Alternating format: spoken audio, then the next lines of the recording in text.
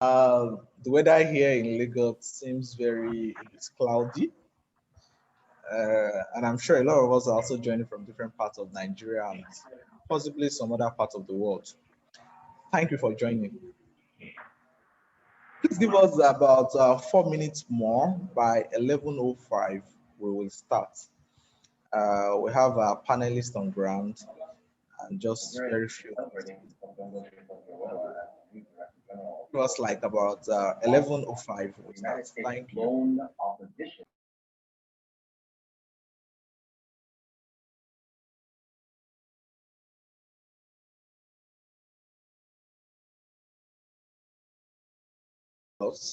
Nigeria. Uh, Let me get to know where every one of us is also joining from for the next few minutes, please. Thank you.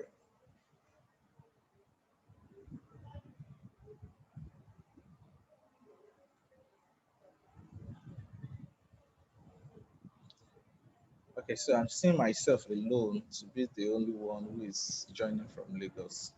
Who else is also here, please?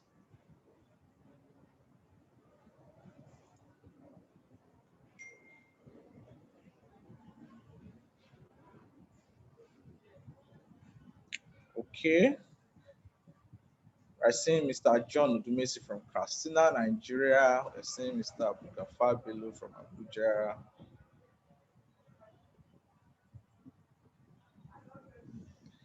Well, Doctor is joining. We are seeing Atin from Abuja, Nigeria. We're seeing Lamide joining from Lagos.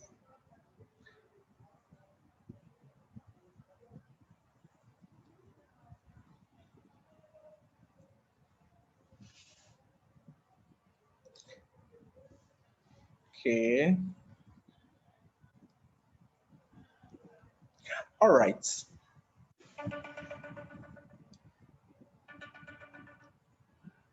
Thank you once again, everyone, from joining. Martin Zepwe is also joining us from Lagos. Really appreciate seeing you all, taking your time to be here this morning, to be part of this wonderful uh, seminar.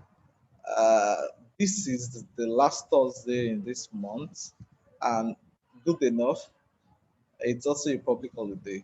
So I'm sure most of us will probably be relaxing.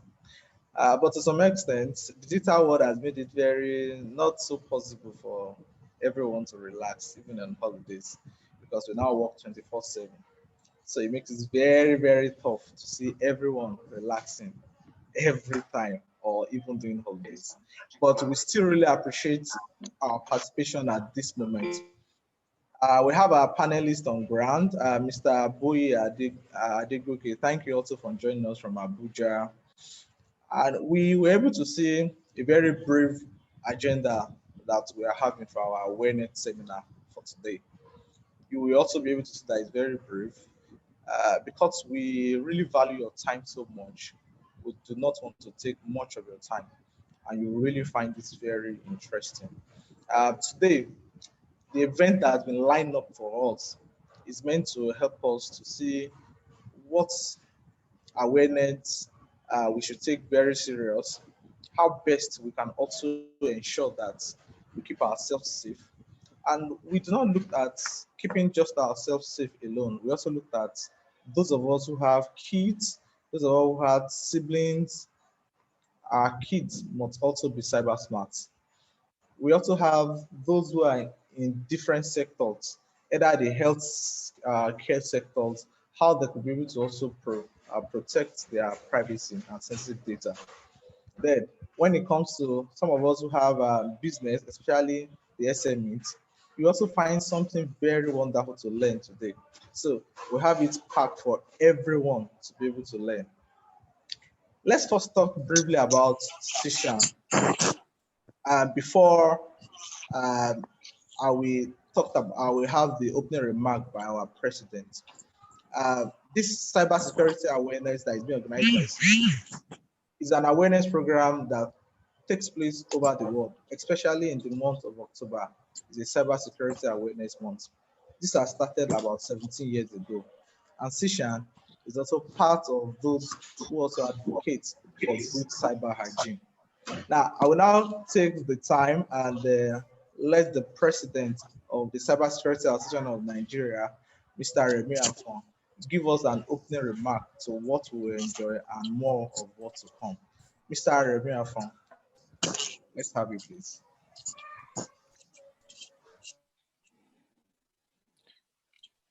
Good morning, everyone. It's going to be a quick opening remark. It's not a speech per se, but just to welcome you all to the 2020 Cybersecurity Awareness Seminar. And basically, cybersecurity's awareness is a shared responsibility. And the objective of this seminar is to sensitize us so that we'll be able to carry on and spread that message to others. I believe with the lineup of the panelists who are captains of the industry, cybersecurity industry, from Anthony Sule, Olamide Oduneye, and Adeboye Adegoke, I believe it's going to watch your time today. You're going to have a lot of take home at the end of today's cybersecurity awareness. There are two things that have actually impacted cybersecurity awareness this year. There are two significant events, and those events has actually affected a lot of things in the way they have been run generally, globally, and the other one is local to us in Nigeria. There's the impact of COVID-19 on cybercrime. You all agree with me that that has sparked a lot of upward trend in cybercrime. There's a prediction that worldwide cybercrime will cost about 6 trillion annually by 2021, which is just less than 3 months away from us. During the pandemic, you can see that a lot of Zoom account credentials were being sold as little as 0.0020 cents in the dark web before Zoom had to quickly step up their security, because a lot of people are working remotely, a lot of people are doing a lot of collaboration online. Another thing that's sparked a lot of activities in terms of exposing how vulnerable our governments, institutions, and financial institutions are is this NSAS movement. It has exposed a lot of things with a lot of activities from archivists. A lot of activists have increased the activities, and you can see that activists like Anonymous coming up with a lot of to show the protest and ensure, and you can see a lot of vulnerabilities being exposed, and that shows us that there's need for governments and institutions to step up their security, to step up their cyber security. If you go on Twitter, there are so many people now changing their handles to Anonymous on Twitter, even people that are not activists, so that's to tell you that we've got a lot of work to do as cybersecurity experts. We need to move away from the conventional delivery method that we have been used to in terms of instructor-led, moving around to do cybersecurity awareness. Every year, we normally do that. We go to organizations to deliver cybersecurity awareness lecture, but this year it was impossible to do that because of the pandemic and also because of the riots and protests that was taking place in Nigeria. So we have to think outside the box, come out with a lot of online delivery methods, be innovative, come out with some fun game-based delivery method, simulation-based delivery method, and at the end of the day, we'll be able to achieve our goal. I don't have to bore you much with my speech. It's just, I would like to welcome you all and hope you have a fun day, listening to our experts that will be delivering, that will be making justice to the topic today. Thanks.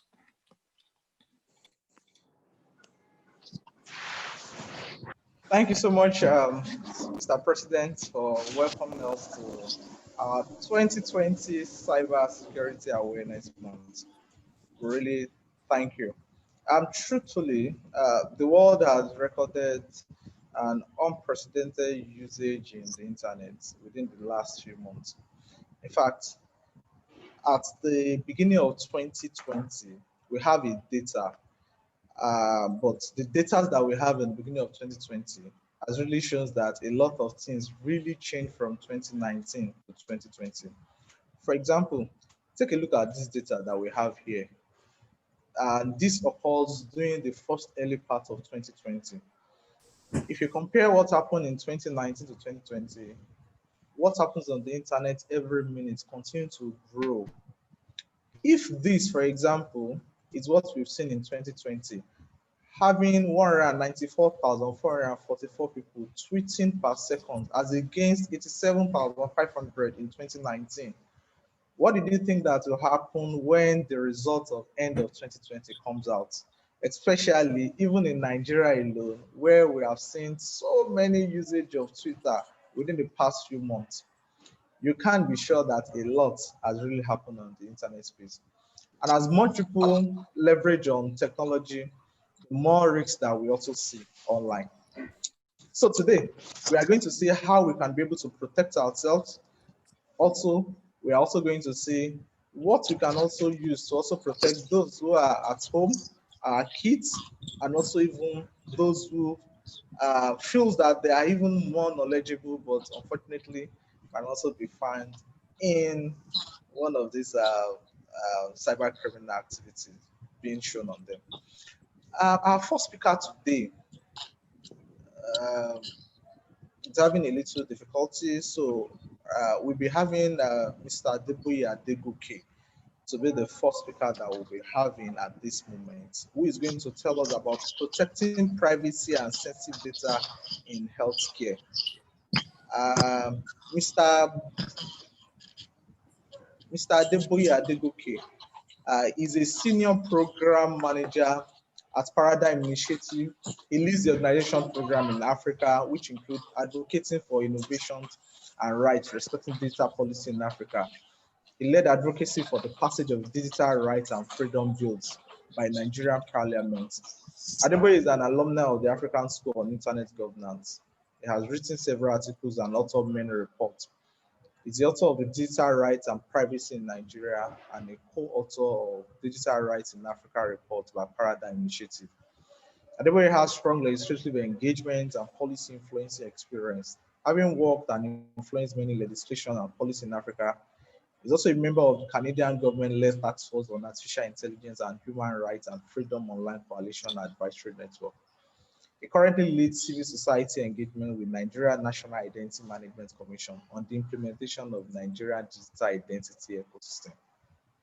Mr. Adeboye Adegoke, it's our pleasure.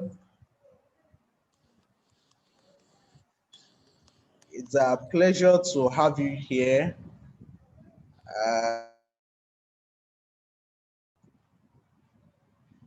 think he has a little issue with his network. Just a few minutes to. Okay, Mr. Adegoke, are you fine now? Oh, yes. Okay, thank you very much for joining us online. Um, I've been able to introduce you, and the floor is now open for you to help us to talk more about what we are going to enjoy today, especially when it comes to protecting privacy and sensitive data in healthcare. Welcome, please. All right. Thank you, Mr. Rotimi Ajasa. And thanks to and thanks for the invitation and for asking me to come and speak on the subject. I think it has an important opportunity to share ideas, knowledge, and also reflect on some of the. Okay, you want me to share my video? Let me see how I can do that because I'm using my mobile. Just Okay. give me a minute. All right, please.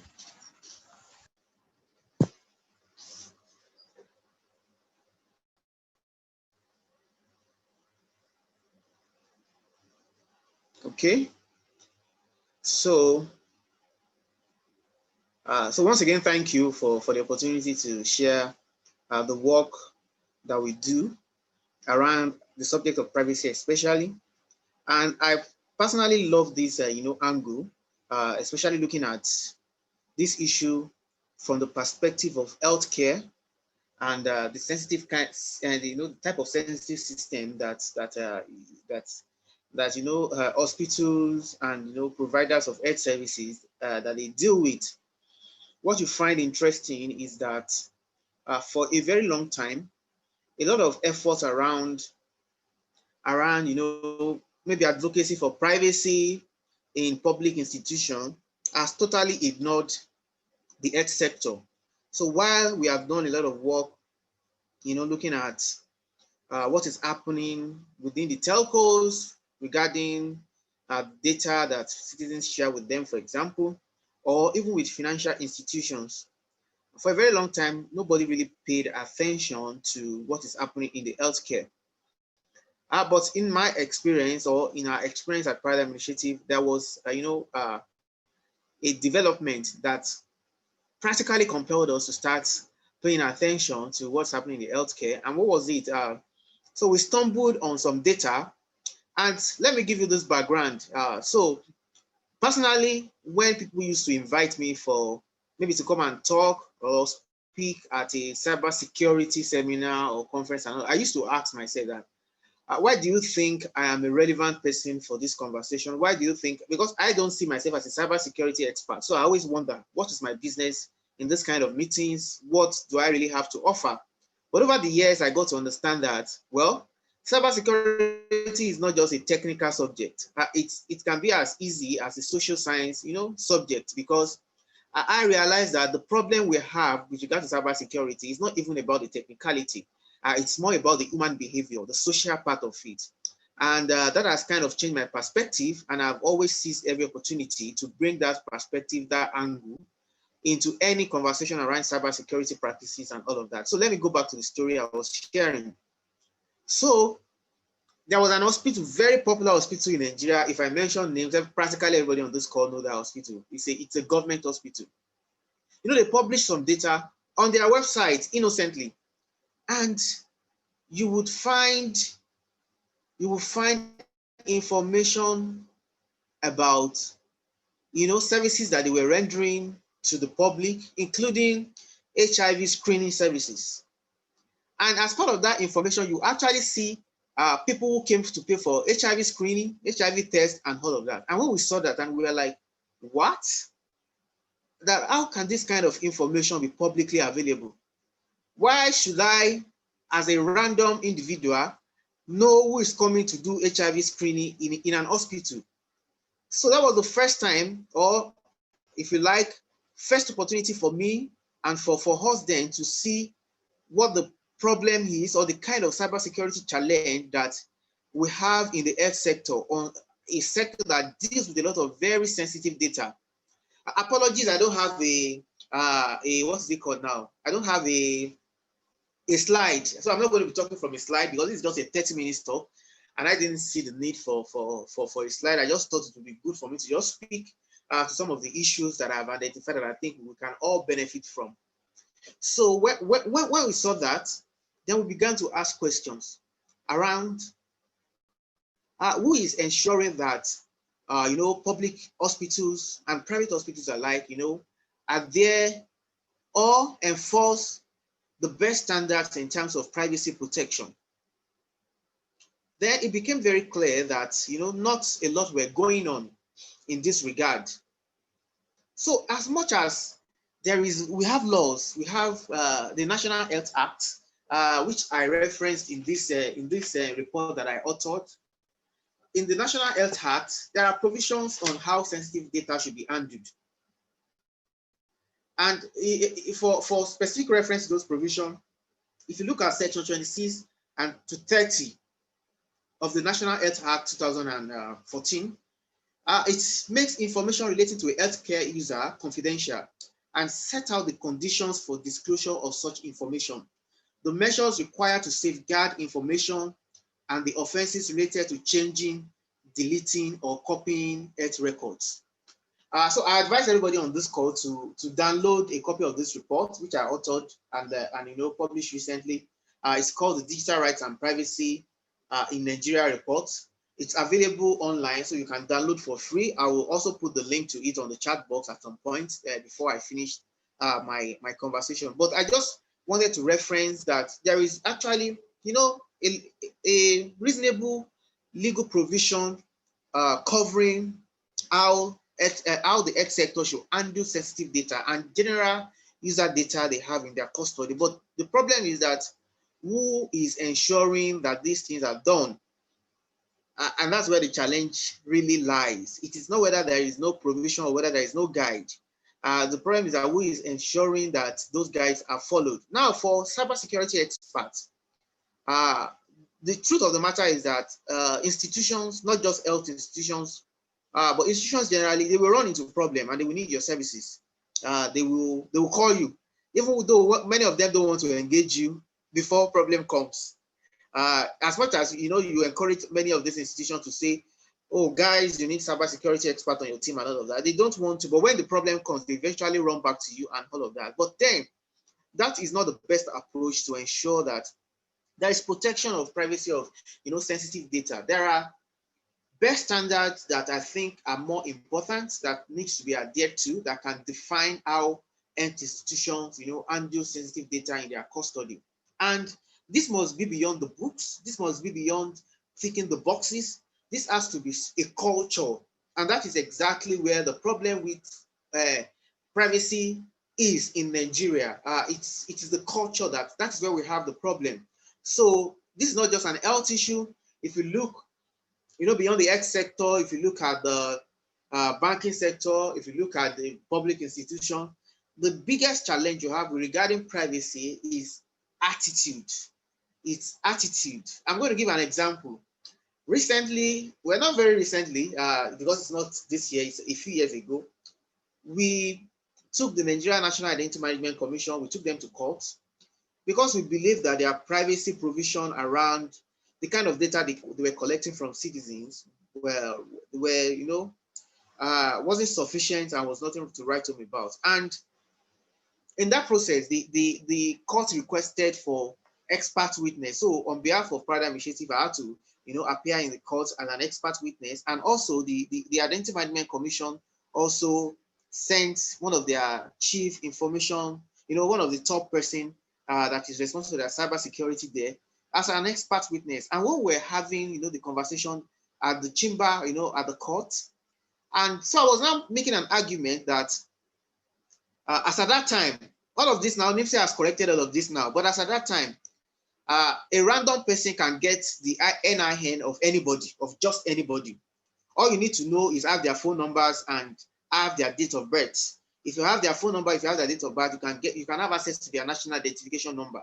And we thought that was not a good privacy or even security practice. And we said that has to be corrected. And we went to the court to say the court has to mandate them to correct that and all of that. And when the expert from NIPSE was talking, was addressing the judge, she was making an argument that even if somebody has another person's name, they cannot do anything with it. That there's nothing they can, do with that and all of that. And I stood there, I was amazed that a cybersecurity expert would talk in that way. But what I found out when she went ahead and continued her argument was that she was making an argument and making a case that NIPSE had put in place some security measures, like they have obtained the highest level of certification, the ISO, and all the cybersecurity certification that you can think of to safeguard their data. And so the data is, properly safeguarded. And that's why I said that there is an humanistic approach to cybersecurity issues beyond the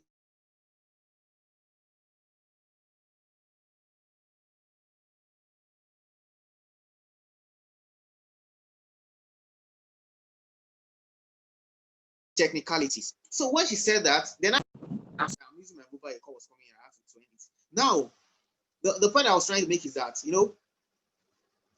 they argue that they have put in place the best security, in place and all of that. But I now put it to them that the people who will come and compromise your database or an individual's data, all they need is this loophole there and that loophole there. At the end of the day, they might not even hack into your system. They just need some vulnerabilities to take advantage of. For people who are conversant with the recent, happening around, which company was that recently? Was it Twitter? Yeah, it was Twitter that was hacked recently. Anybody that followed that development knows that those who hacked Twitter, they didn't have to get into their back end or anything. All they did was find somebody who was careless with his or her password. And they used that employee to be able to hack into Twitter system. So at the end of the day, when we have security conversation or privacy conversation, it is not just about the technicality, it's about the attitude. The attitude is quite very, very important. And that is exactly what needs to happen with regards to the health sector. If you talk to a lot of hospitals, they will tell you that they have obtained this license, they have obtained that license. While I recognize that in reality, many hospitals don't even have that in place. But the top-notch hospital, the first-grade hospital, are likely going to have that in place. But beyond that, what needs to happen is having the right attitude towards privacy. That is what I have seen that has been lacking. The assumption that, some things does not matter. About a few weeks ago, I had the opportunity to talk to to speak at the Isaka Abuja conference, and I was also talking about privacy. And I decided to create a poll on the webinar, and I asked a question which I want to ask every participant on this call. And I will appreciate if you can drop a comment in the chat box.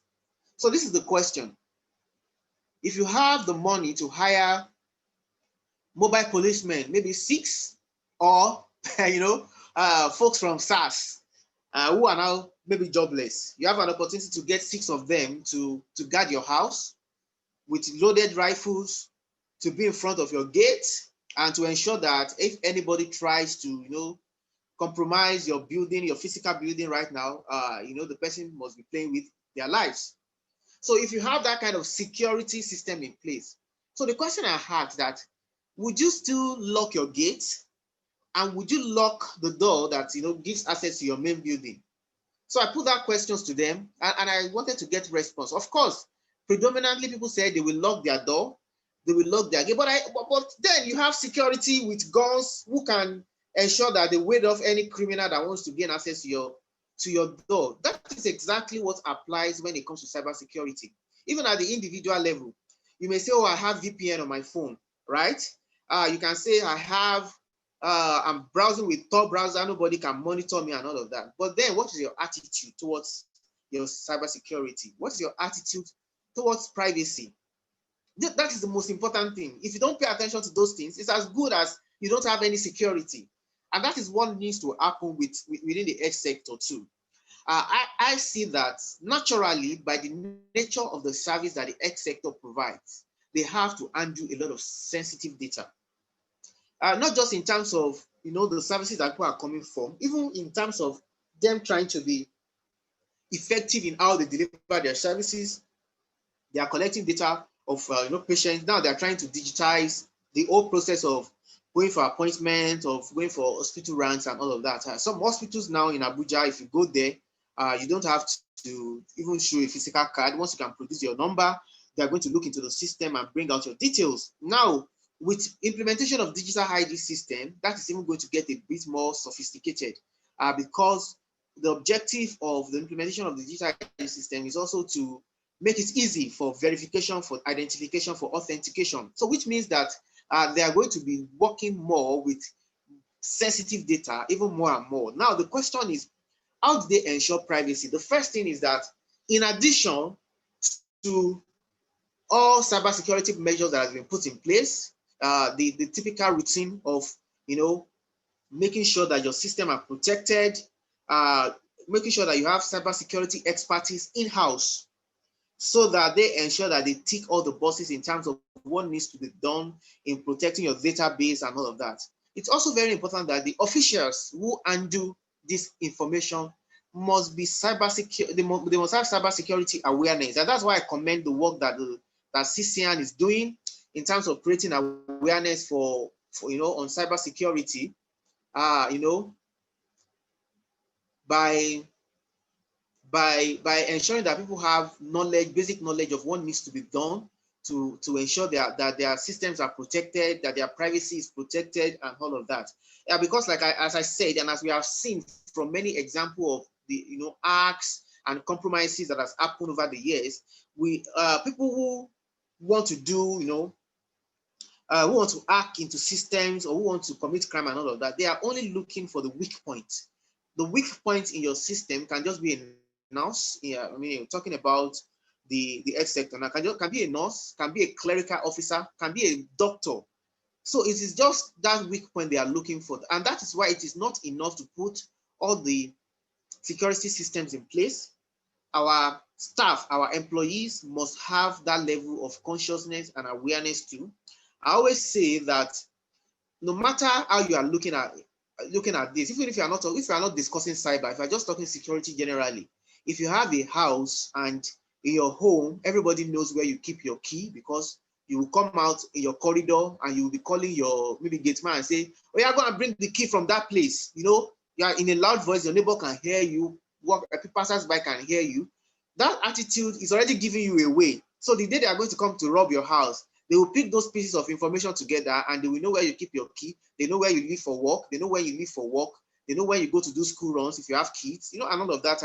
And they use that to target you. That is exactly what obtains too regarding, specific context like in the health sector or regarding health data. What conversation we need to have beyond the security system that we have put in place or that we encourage institutions to put in place is to create a culture of cybersecurity, which I think fits or sits well with the work that CSEAN is doing, creating awareness. It is very, very, a lot of people don't see that as a big deal. People just believe that, oh, let us contact a company in India and they will build a software for, people like all those, people love technicalities.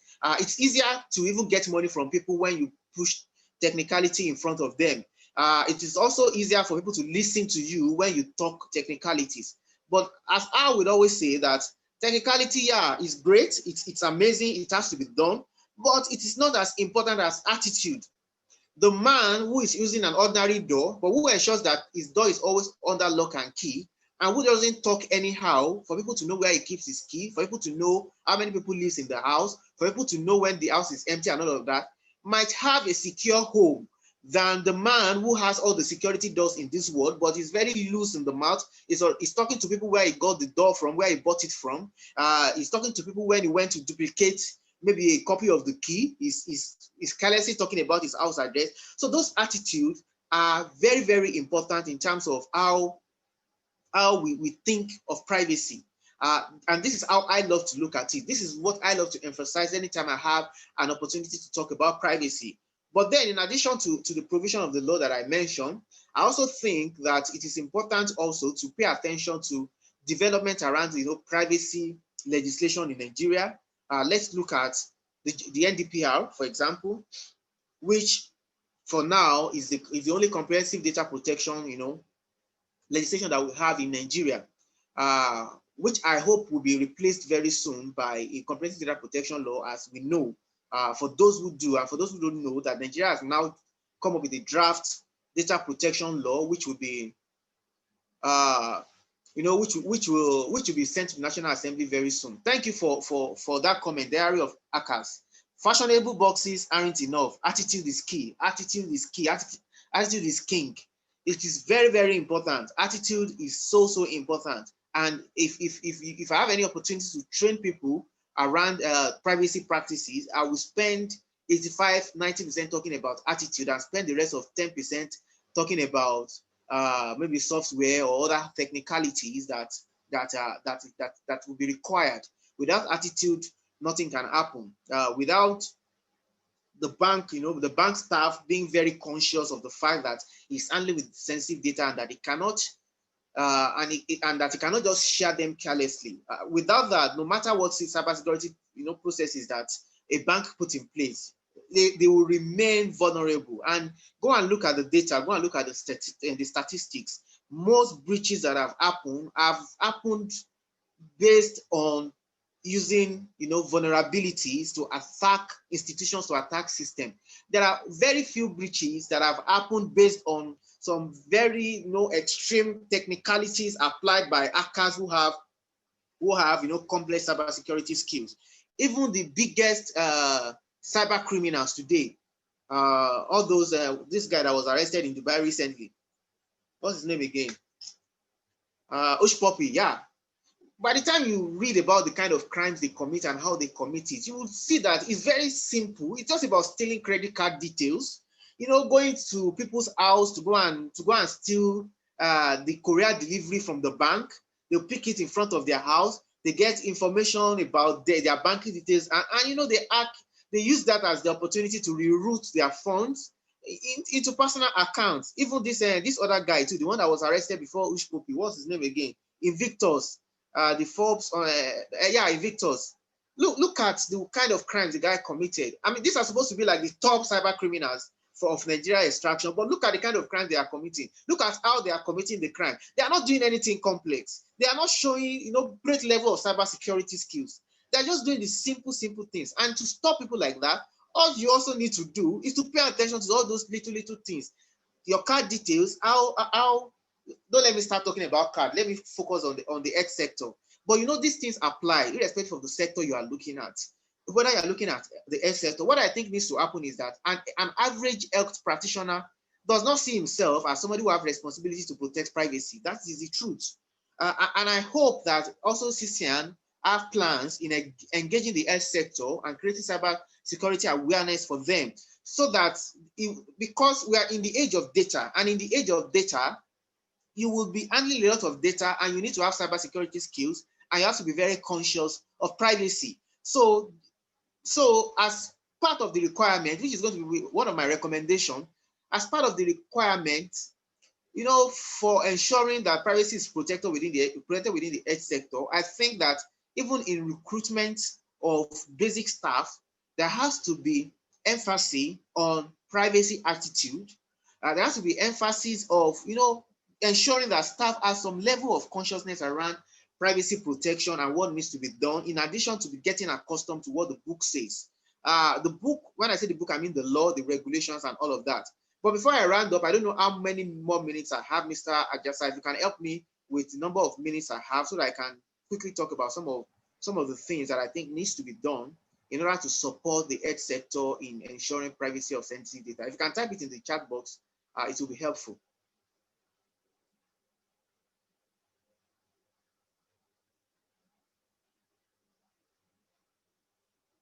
Okay, thank you, sir. So now let me quickly talk about some initiative that so that one of the reasons I said that I love the fact that you invited me to talk about this is that in Paradigm Initiative we are coming up with some initiatives next year which fits into what this conversation is all about. One of the things we want to do, especially because of what I said earlier regarding implementation of digital ID system in the health sector, one of the things we want to do is we want to see how we can create standards based on Nigerian laws and international laws as well. So when I say Nigerian laws, we will be looking at the NDPR for now, until Nigeria enacts the Data Protection Law. We'll be looking at the National Health Act. Then we'll be looking at some of the regional conventions, that are also speaks to privacy issues, including even the GDPR. Now, we will be using those instruments to create a guide. So this guide would be in terms of helping health institutions, more like a to-do list, more like a guide that you can share with all hospitals and ask them or encourage them to use as a guide in how they handle sensitive data. This has even become more important, in the aftermath of the COVID-19 pandemic, whereby for health reasons, a lot of data had to be processed. But not just data that were processed, but also, there's also been a lot of new applications that were developed in terms of contact tracing, in terms of being able to, control the spread of COVID-19. And this has brought up new issues around privacy concerns, a lot of concerns around what happens after COVID-19. So we had an emergency, national emergency, and a lot of things were done in terms of sharing data, in terms of, collecting data, even at the airports, X data, X records, and all of those things. They were done to address an emergency. But after the emergency, what happened to those data? How are those data handled? These are the questions we need to ask, and we need to begin to think of answers for. I speak today as somebody who works in an advocacy organization, and our job is to ensure that this does not become a major problem in the years to come. We can see the problem, and our job is to begin to provide solutions and to begin some policy campaigns around ensuring that the right things are done, whether at the policymaker level and also at the institutional level, to say that this is what we need to do. This is what needs to happen to the data you have collected. You got consent, for example, for collecting those data. You must not use this data beyond the consent that was originally provided. I think that's the best privacy standard that you find anywhere. You cannot use this data to do anything outside the original purpose for which they were collected. Consent has to also be informed. Mr. Amaho Salahuddin also posted something in the chat box that I think is of very great value in terms of upholding the CIA triad, which is the confidentiality, integrity, and availability. There are also, some specific standards that need to be adhered to, even when you need to use those data for research. And as I said, these are some of the things Paradigm Initiative is going to be working on in 2021. We are going to be releasing some guides to support the institutions, not just in Nigeria, but in Africa, in terms of how to ensure privacy in processing sensitive data and general user information that they have to work with in the delivery of their services. We hope that we hope that would go a long way, or at least support other efforts that will be put in place by other actors, other practitioners, in ensuring that privacy rights are protected. And when I talk about privacy, I talk about privacy from the perspective of privacy as fundamental human rights. My real concern is the fact that privacy rights is provided for by the Constitution of Nigeria and most democratic country. And privacy is not an option, it's not a choice, it's a right. So no matter what conversation we are having, either around healthcare, either around emergency, the conversation must never be about giving away privacy because of what needs to be done. The conversation must always be, how do we ensure privacy even when we have to do A, B, C, D, E that are in nature intrusive? In other words, we must never frame privacy question as though it's something that is optional or as though it's something that people can do without. No, privacy is a constitutionally guaranteed right. And when we engage privacy conversation, the framing must always be, how do we ensure privacy even when we have to do this, that, and that? Because we have talked about carelessness, but what we also need to talk about is that genuine efforts that people are doing, maybe to advance the field of healthcare, and they need to process data to be able to understand maybe the pattern of a disease and all of that. All of that sometimes, require some privacy invasion. So how do we ensure privacy while all of that is happening? That is key at the forefront of the conversation. And as an advocate, that is what I would always, emphasize on. I would, before any conversation, I would say privacy is something that we must put at the forefront of the conversation, because privacy is not a gift. No, it is not something you dash people. It's not something like people, oh, okay, because I like you, or because, okay, let me just give you. No. It's a right, constitutionally guaranteed, provided for by the Constitution of the Federal Republic of Nigeria. You are not doing anybody a favor by protecting their privacy or by ensuring that you don't intrude into their privacy. It is their right. And if we have to deal with technology, of course, many emerging technologies are intrusive in nature. But the framing of the question must always be, how do we ensure privacy, even in the circumstances we find ourselves around, using technology for healthcare, using technology for innovation, and all of that? Once we frame the questions rightly, it will be easier to find the answers. One of the reasons why this remains a conflicting issue, security, privacy, and all of that, is because we have been framing the question wrongly. We've been making privacy look like something that is just there, that is conflicting with security, or that is not allowing security to be possible. But that has never been true. Privacy is not at loggerhead with security. Privacy is standing alone and is not mutually exclusive. Privacy can be achieved even with security in the picture. So at this point, I'm going to wrap it up because I see that my time is over. But I think I still have about 1 or 2 minutes. Maybe there will be 1 or 2 questions, and I can take that before I totally sign out. Busola said privacy is vital to personal dignity, and that's absolutely correct.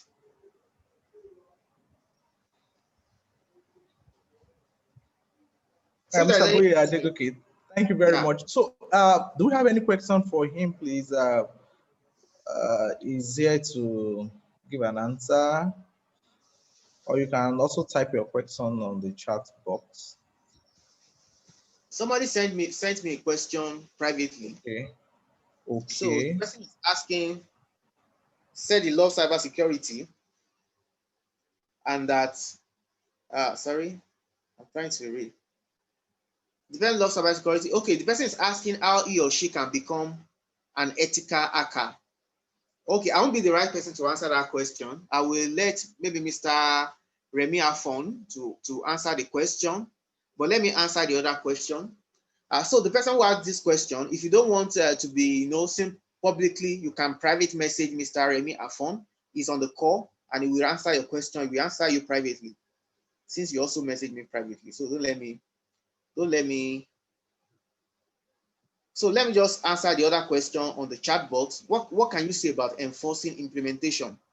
So one thing about implementation or an enforcement is that these kind of things are not seen as priority, whether from government perspective or even from this institution perspective. But what you can do to ensure enforcement, and I speak from the perspective of an advocacy organization, one thing that we have done that has worked is that, see, people don't want to do these things until you force them to do it. One of the ways to force them is to take them to court. When people are taken to court, they sit up. You understand? Now, and when you take them to court, it's not even about whether you win the case or not. It's about compelling them to action. So, for example, if there has been a data breach in the health sector, we need to go to court and hold somebody accountable. If we do that, people will take enforcement very serious. One of the issues that I have had with the NDPR, which we have communicated to NIDA, is that NIDA has the NDPR. The NDPR specifies fines, punishment for offenders. But when there have been privacy breach that has brought to the attention of NIDA, all NIDA does is they put out a press statement. So people are not getting punished. People are getting away with murder. And as long as that continues to happen, nobody will sit tight. Nobody will want to enforce or implement. But when people start getting punished for their attitude towards privacy, for their laxity, for their cybersecurity failures, then everybody will sit up and do the right thing. One of the cases that I have made, which I also made in the report I was speaking about in this report, is that we need to own up.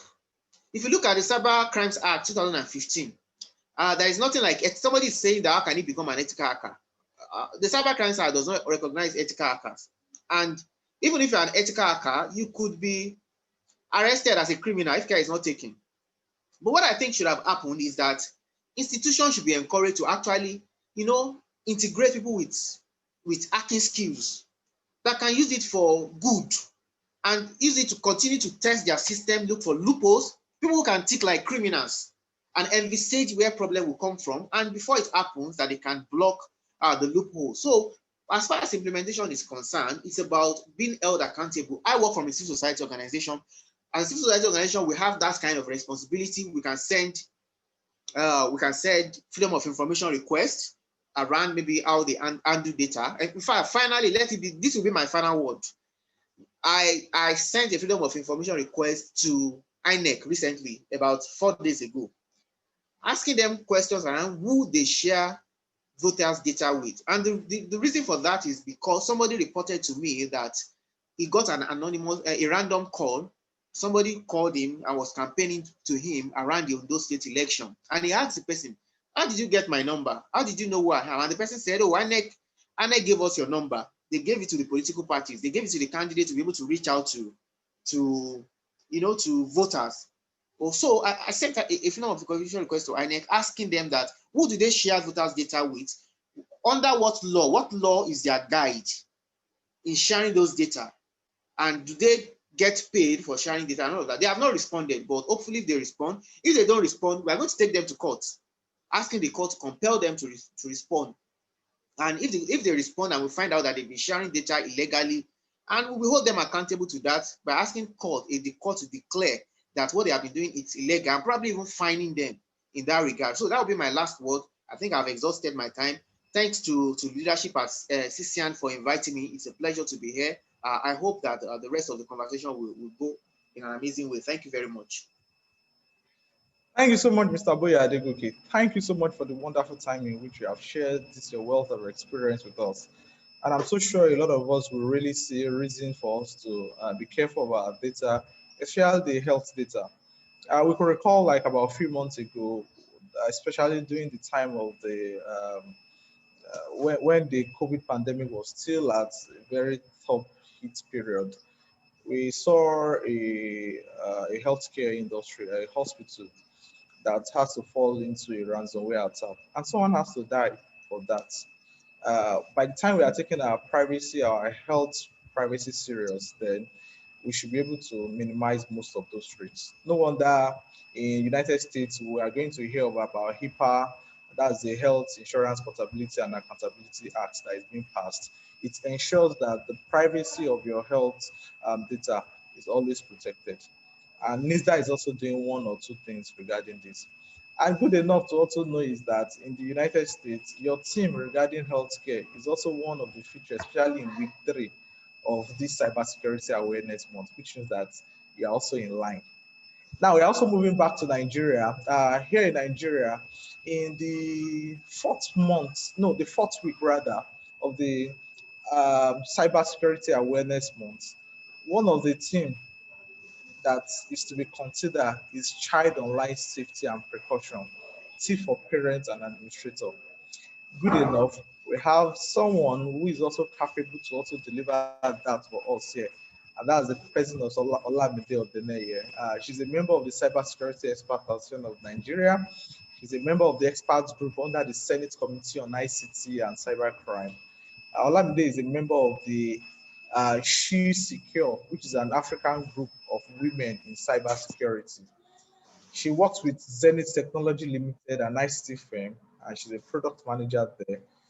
And she's also a convener of Child Online Safety NG, a group of professional educators and concerned parents who have volunteered to push cybersecurity awareness to children and to equip children, teachers, parents with the skills they need to remain safe online. It's my pleasure to welcome Ms. Olamide Odeneye. She's going to talk on enabling cyber smart kids in the COVID era. For the next 30 minutes, we are going to have her. And after that, please drop your question in the comment box, what she'll be able to respond to. Ms. Olamide, please, we have the floor, please. Good morning, everybody. Thank you, Rotimi. I have short slides that I would just like to share so that we can all just follow. Thank you very much once again for inviting me. And thank you to the very first speaker. There are a few things that I had also put in my slides that I'm happy that he touched on. So it just goes to show that, what we're talking about cuts across for everybody, whether you're an industry expert, you're a child, you're a parent, you're a professional, an expert, it cuts across all sectors. So I'll share my screen so that we just quickly jump into it. It's just 30 minutes. I'll try and be as fast as I can. Thank you once again.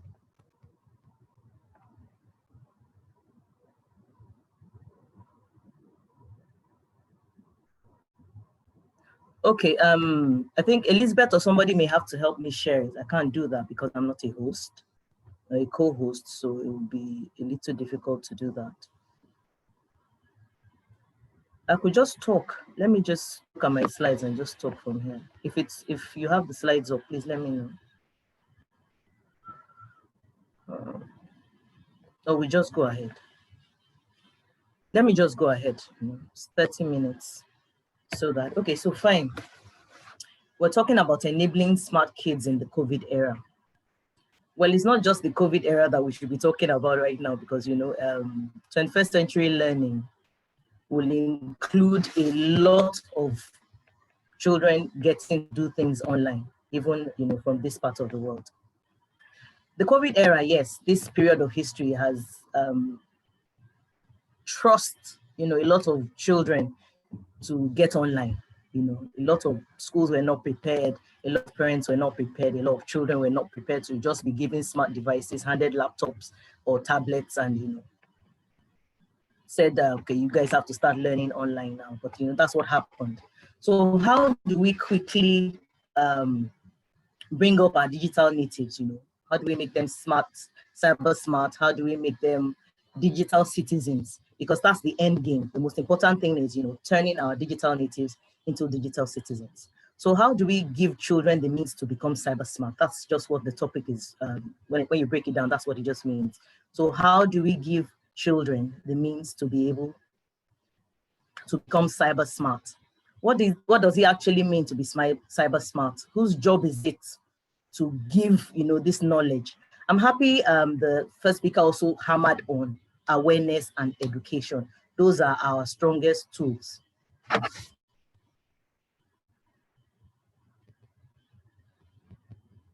You guys went off. Like, seriously?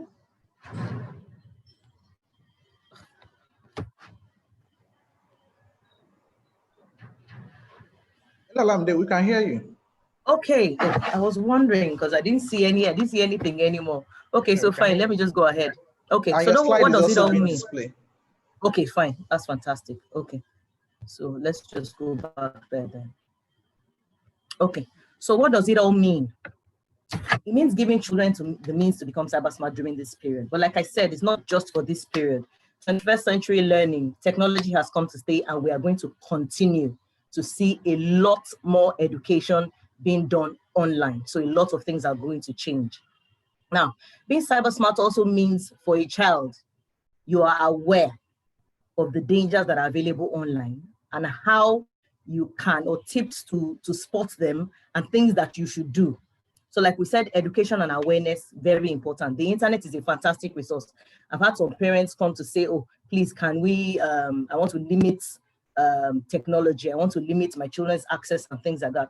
But it's not a matter of taking technology away from a child, or it's not a matter of taking technology or the internet away from a child. There's so much, there's a lot of positives that are available online, and that is what we should try and preach, pushing them towards learning, pushing them towards having resources on the internet that can make them a better person. And like I said, moving them from just being digital natives, children born during the technology era, children that are already tech savvy from birth, to becoming digital citizens. That's the most important part of it. Can we move to the next slide, please? I don't know if I could do that myself.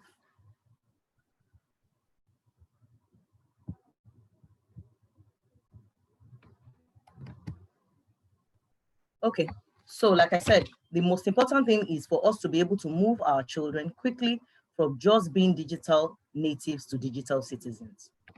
So what does digital citizenship entail? What does it mean? It just means the responsible use of technology by anybody who uses computers. Now, not just computers, any device, any digital device that allows you to connect to the internet and to interact with other people, their servers, their resources and things like that. And teaching it is essential because it helps a child or it helps students to understand online safety, digital responsibility, digital health and wellness, because we're beginning to see what we call digital addiction or internet addiction now with children, because they have the tabs all the time and everything. They don't want to interact outside the online space. So we look at digital health and wellness also. And then again, digital citizenship isn't all about just being active on the internet. So it's not about uploading your Facebook status or your next post on Snapchat and things like that. It entails ensuring that you know how to protect yourself online, which is the bottom line. That's the most important thing. And behaving in ways that will keep your data, as your personal information, secure. And not just parents, not just trusted adults. Educators also play a very vital role because children spend more time in school than they spend at home. So educators also play a very important role in teaching these skills. So education, awareness, those are our most important tools in ensuring that we can teach them the specific skills that they need to remain safe online, to know how to protect their privacy, and also learn how to promote good digital footprints for success. There's such a thing as digital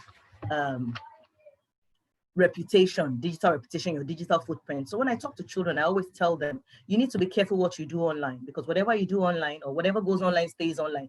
As long as it has left the comfort of your device into the web, it stays online. And it's very important that you build a good reputation. It's very important that you have a good digital footprint.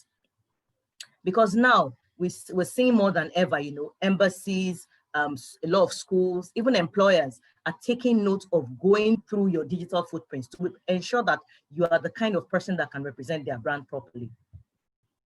Now, digital citizenship, what are the topics that we usually discuss? I will not break this down because I'm not talking to children. If I were to be talking to children, I would have to break down each of these topics.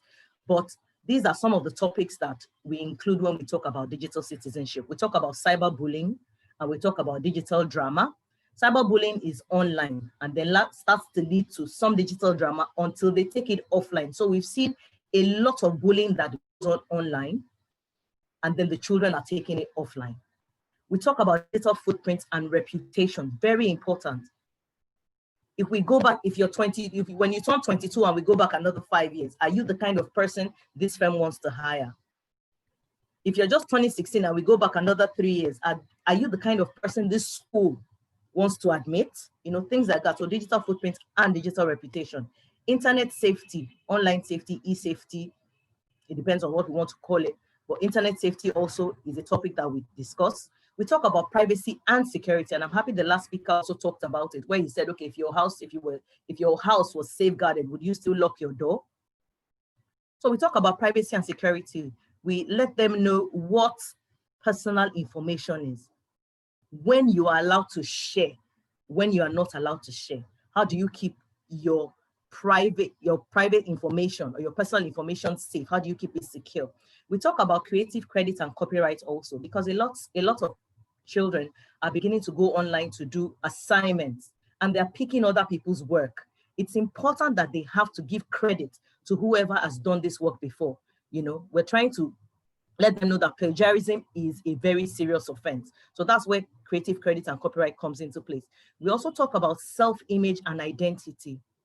How do you see yourself? Do you see yourself falling under pressure because all your peers are sending nude pictures out? Would you fall under pressure and do same likewise? So we talk about self-image, we talk about self-identity, and then we talk about relationships, and we talk about communication. Yes, there are a lot of online relationships, and there's a way that you present and carry yourself. There's a way that you communicate when you're online. Simple netiquettes, the proper behavior when you are online. How do you respond to an email? How do you do a cover letter? How do you respond to somebody's opinion if it's contrary to yours? So these are some of the topics that we talk about when we talk about digital citizenship. That is why I said, the most important thing right now is to move them from just being digital natives to digital citizens. That's very important. Then I would also look at some of the risks that we see that children face online. Now, a lot of times when we talk about cybersecurity awareness, we notice that, people always leave out the children, but they are a very important category whenever we're talking about cybersecurity, because they also get exposed to a lot of risk. Anytime you put a smartphone in the hand of a child, or you put a laptop, in front of a child, there are a lot of risk that the child can be exposed to. So some of it are the ones that I've listed here. Online grooming, we have cyberbullying, we have sexting, we have oversharing, we have online sexual harassment. We can also talk about online child sexual exploitation, because we're beginning to see a lot of that now. We can talk about identity theft. We can talk about access to inappropriate content. You know, you just give a child a smart device and they go to YouTube. An average 3-year-old knows what the YouTube icon looks like.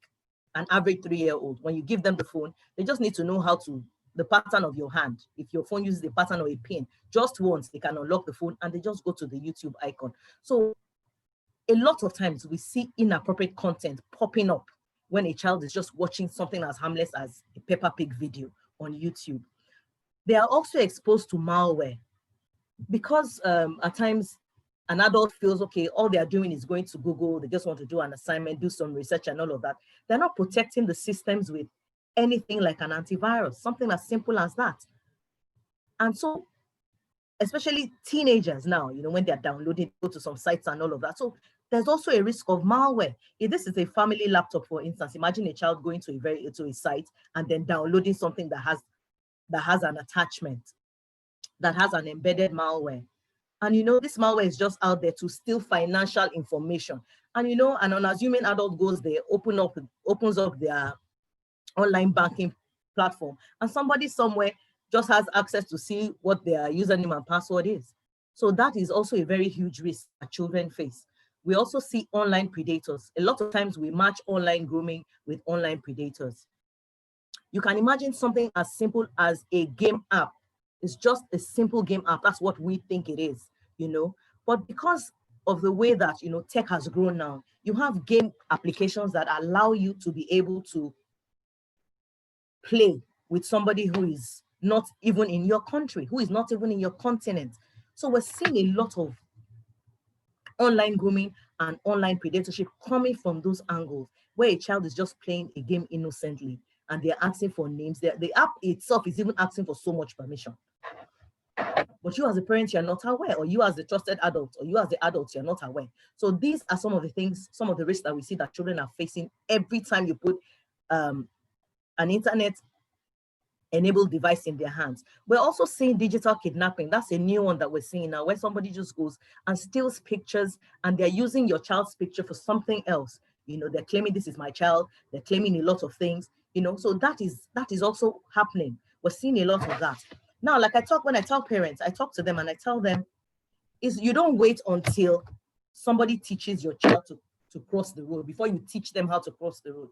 You don't wait until your child is old enough when you talk to them about physical security, when we're saying, oh, don't talk to strangers, don't do this, don't do that. So we don't have to wait until until we think a child is old enough before we begin to talk about online safety.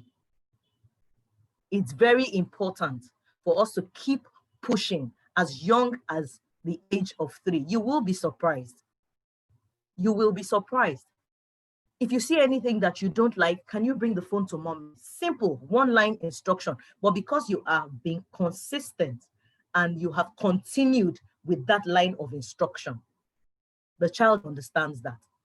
And then another thing that I try and push strongly is to create an atmosphere of trust. Create an atmosphere where a child can walk up to you and talk to you about anything and everything. There is no question that is out of bounds to a child. They are free. It is our role to help children to negotiate and navigate between the dark and the light sides of the online world. It's very important. That is how they begin to build digital resilience. It's important because some things will definitely happen. Somebody will not agree with their opinion one day when they put up something on Instagram, or when they say something on Twitter, or when they put something on Facebook. How do they bounce back when they are hit with things like that? When a child is cyberbullied, how do they recognize, oh, this is a bully, this is somebody who is trying to bully me? What are the skills that we're teaching to enable them note that, oh, this is this action, this is the necessary thing I need to do? We need to ensure that we equip them with the skills that are necessary, rather than trying to insulate or shield them. I mentioned that earlier.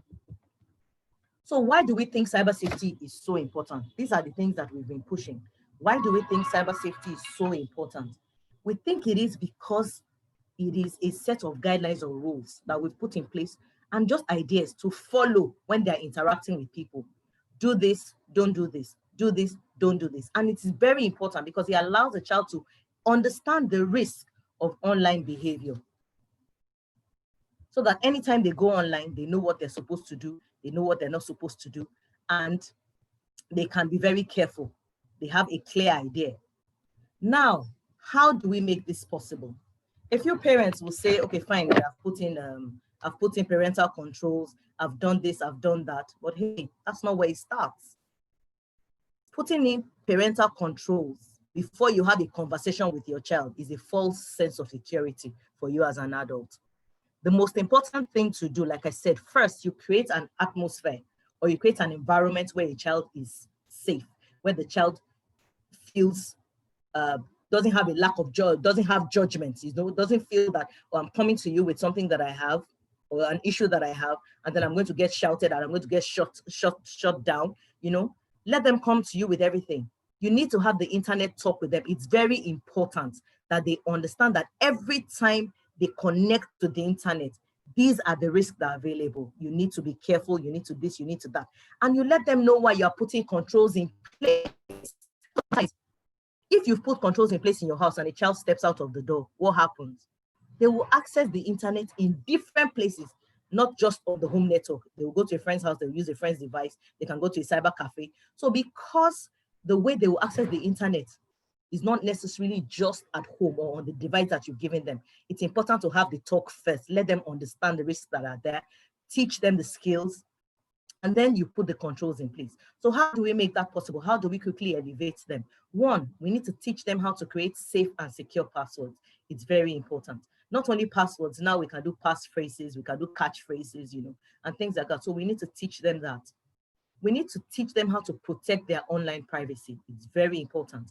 We need to teach them when to share and not to share personal information.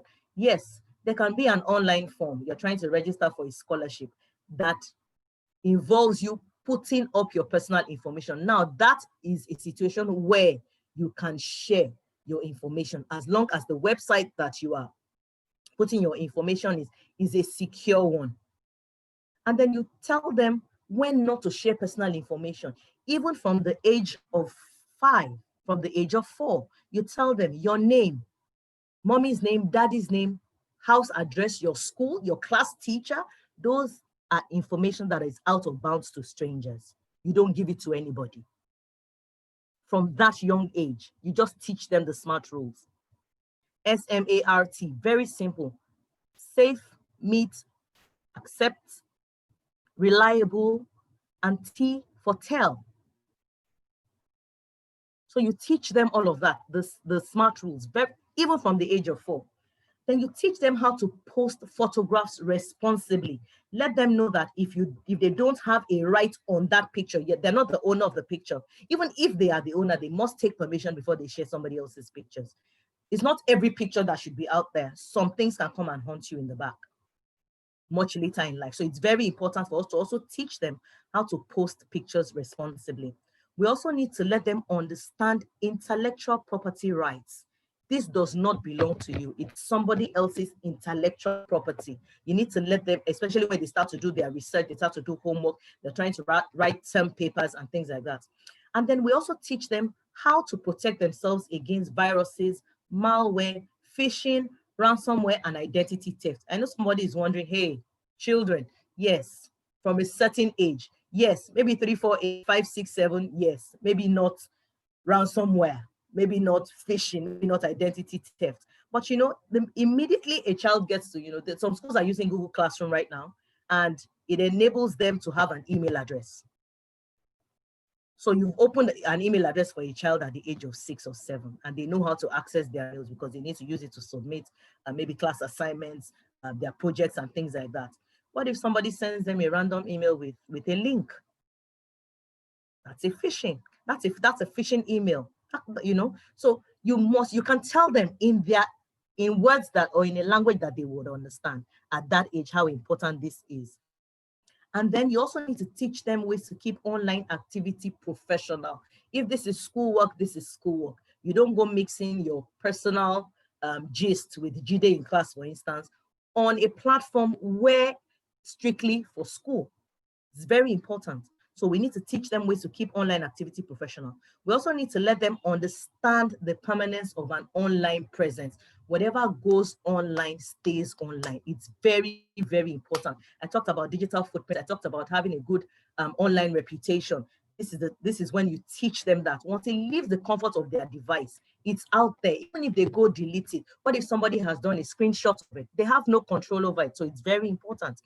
And we also need to teach them how to secure permission for and to cite works shared online. If you're using somebody else's work, it's very important that you give credit to whoever has done this before. Even if you're expanding on what the person has done, maybe the person stopped at a certain level and you want to expand on it, you still need to cite and say, oh, Bayo did this earlier and I just want to expand on this by doing X, Y, Z. It's very, very important because of plagiarism, very important. That can get a lot of children into trouble. So somebody asked, so whose job is this really? It is our collective responsibility. It's very, very important. It's not just for parents. It's not just for you as an expert or a professional. It's for everybody. It's very important that we're all on the same page when it comes to this. We need to empower them with the knowledge, the skills, and the confidence to be able to learn with digital tools wherever they are, at school, at home, at work, even in their own nuclear communities, within their friends. ICT transforms the way a child will think, and it offers them greater flexibility on how, where, and when they learn. Like I said, 21st century learning, we're going to see a lot of things. A lot of things have changed right now. We have some schools that are running currently right now in Nigeria, and the children are not in school. They could be anywhere in the world, but the learning is going on. We have some schools that have said we are not even opening our doors this term. We're not going to open our doors until we are sure that the corona or the COVID thing has passed over. So children are at home. They're resuming in the morning, 8 o'clock sharp, regular the way they would do if they were going to school. If they were going into a physical class. By 8 o'clock, they're in front of their laptops and they're doing their work. They're submitting assignments, they are collaborating with their peers, and all of that. So we're going to see a lot of that going forward. That's why it's important, not just cyber smart for today, not just cyber smart for the COVID era, but cyber smart for all time. Teachers, I've mentioned that educators, very important, along with families, play an important role. So as the teachers are doing theirs in school, we, the parents too, are doing the same thing. You as a trusted adult, so you don't even have to be a parent, as long as you're a person that interacts with children, or you have access to having children come around you, it's very important that you talk to them.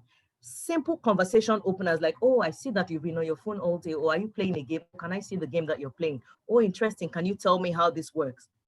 If you don't have access to what they're doing, then you have no idea whether this game is what you want your child to continue to play.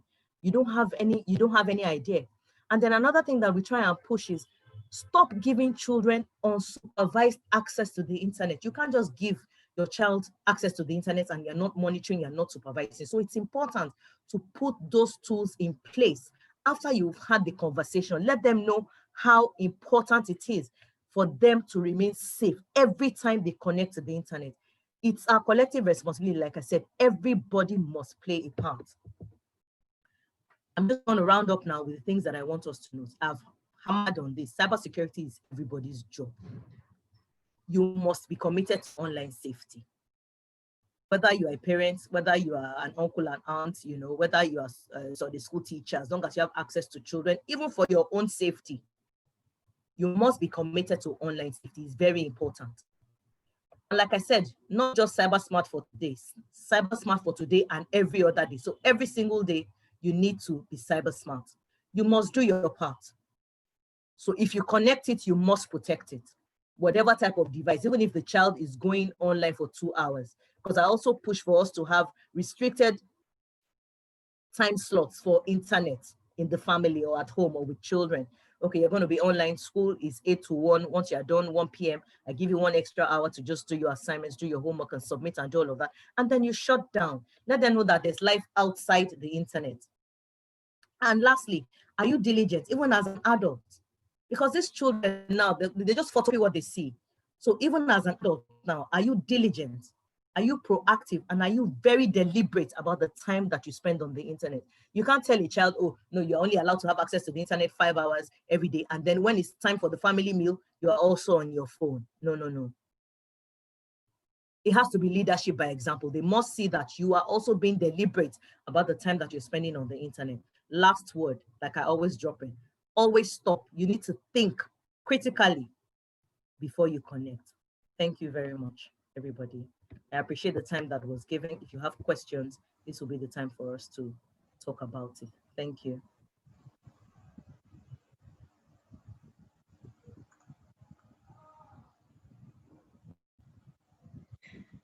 Thank you so much, Mr. much. Olamide Odeneye. Thank you very much for the wonderful time in which we enjoyed with you. Do you have anyone that has a question or so for her? Any question, please? All right. I guess the section is so enjoyable that it's also well digestible. That's why there is no question for now. Okay, someone asked, what's the risks of cybersecurity? There's a question before that. Is it possible to have this type of classes embedded in school curriculum to ensure a widespread of cyber education at the basic level? Well, it's good that you've asked this question, Latif. Currently, the ITU is doing a train the trainers event for child online protection. It's something that they're really pushing across the globe. And, in Africa right now, they're doing the training. Yes, we're trying to see how, in collaboration with policymakers, how we can have online safety as part of the school curriculum. We're already doing ICT in schools, so why not add that as part of a lesson or a topic that will come under ICT? And for every class, it's broken down into simple modules that the child can understand. As long as they're running ICT classes in the school, we're trying to push to ensure that we have online safety embedded as a module under that. So yes, it's very possible for us to have that. I don't understand what is the risk of cybersecurity question. So maybe they'll be willing to expand on that so that we can answer that correctly.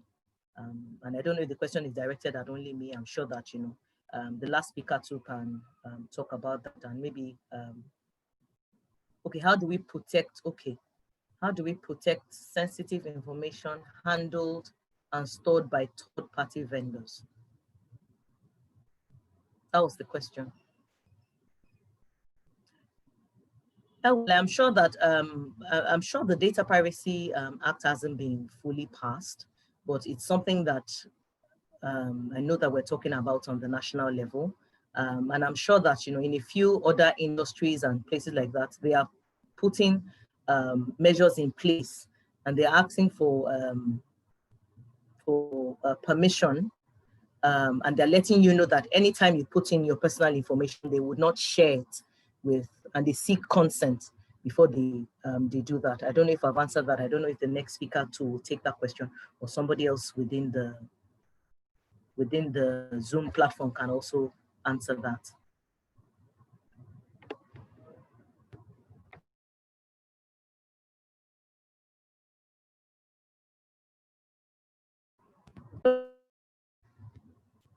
Rotimi, you have the floor. Right. Thank you so much, Olamide. So grateful for the time. We are so grateful. Really appreciate this wonderful time in which you've also helped us to see how we can help our young ones. For some of us who probably don't also have kids at home, we are likely to also have siblings or some other ones that we can train on how to be secure digitally. It's a world of being cyber smart. One of the average statistics in which you've given is that about average of 3 years old kids could be able to operate or could be able to know where a YouTube icon is. And truly, I've seen a child that's even less than that, maybe like about 2 years, who could do that fantastically. And it shows truly that the knowledge gap now in which these young ones are embracing has really surpassed our own era. So we must make them to also be cyber smart so that they won't fall into the cyber threat. And one of the words in your SMART acronym to always speak about it. It's so important.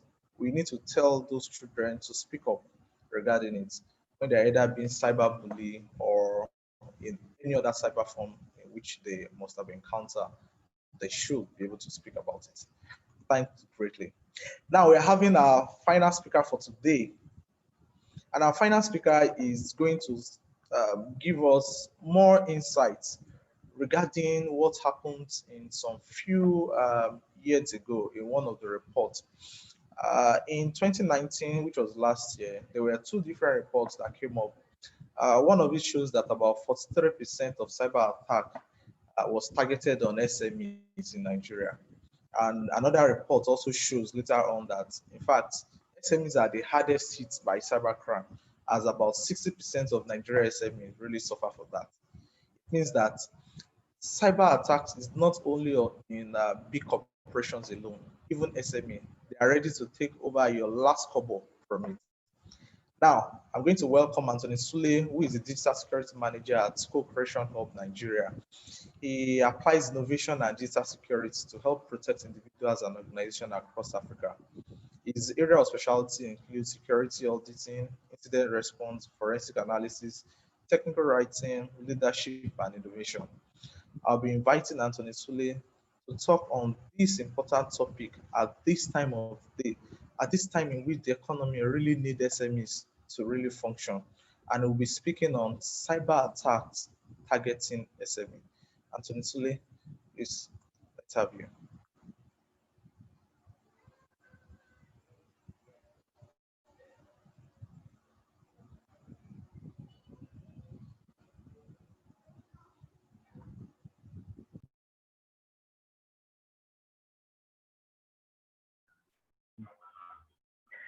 Hello, good afternoon, everybody. Good afternoon, Rotimi. I don't know if you can hear me clearly. Yes, Anthony, I can hear you. Sure, good afternoon. Fantastic. I want to appreciate everybody who has taken their time to join this session. I mean, it's been a long time. I mean, it's been like kind of like an extended session.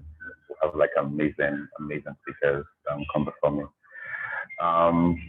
I'm truly grateful, and I'm thankful that I'm given this opportunity to speak to us today about cyber attacks and cybersecurity in general.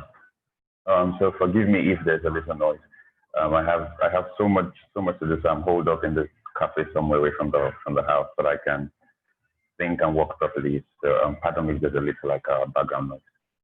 So I won't take much of the time. I feel like the earlier speakers have actually like done justice to quite a number of the things I planned to touch on. And my presentation begins with very simple, and very simple because I understand that cybersecurity can be daunting. And for people who are non-technical, it can be, I mean, when you start hearing like the technical information, it might be something that just puts you off and you just want to you know what, cybersecurity is not for me, as the previous speaker was saying, but it's really for everybody. And in this case, we're talking about how it affects SMEs. And so yeah, we're just going to get right into it. I'm going to share my screen now. And oops, I can't share my screen. I don't know if I could be given that permission. So to me, I can't share my screen. Okay, a few minutes, please. Okay.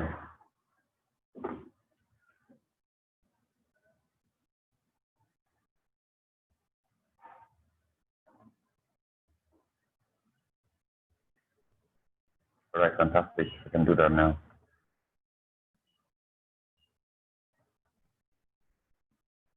Okay, can everybody see my screen? Yes, very well. Okay, great. So the topic before us today is staying ahead, cyber attacks targeting SMEs. If you look at it critically, there are a number of ways that this session can go.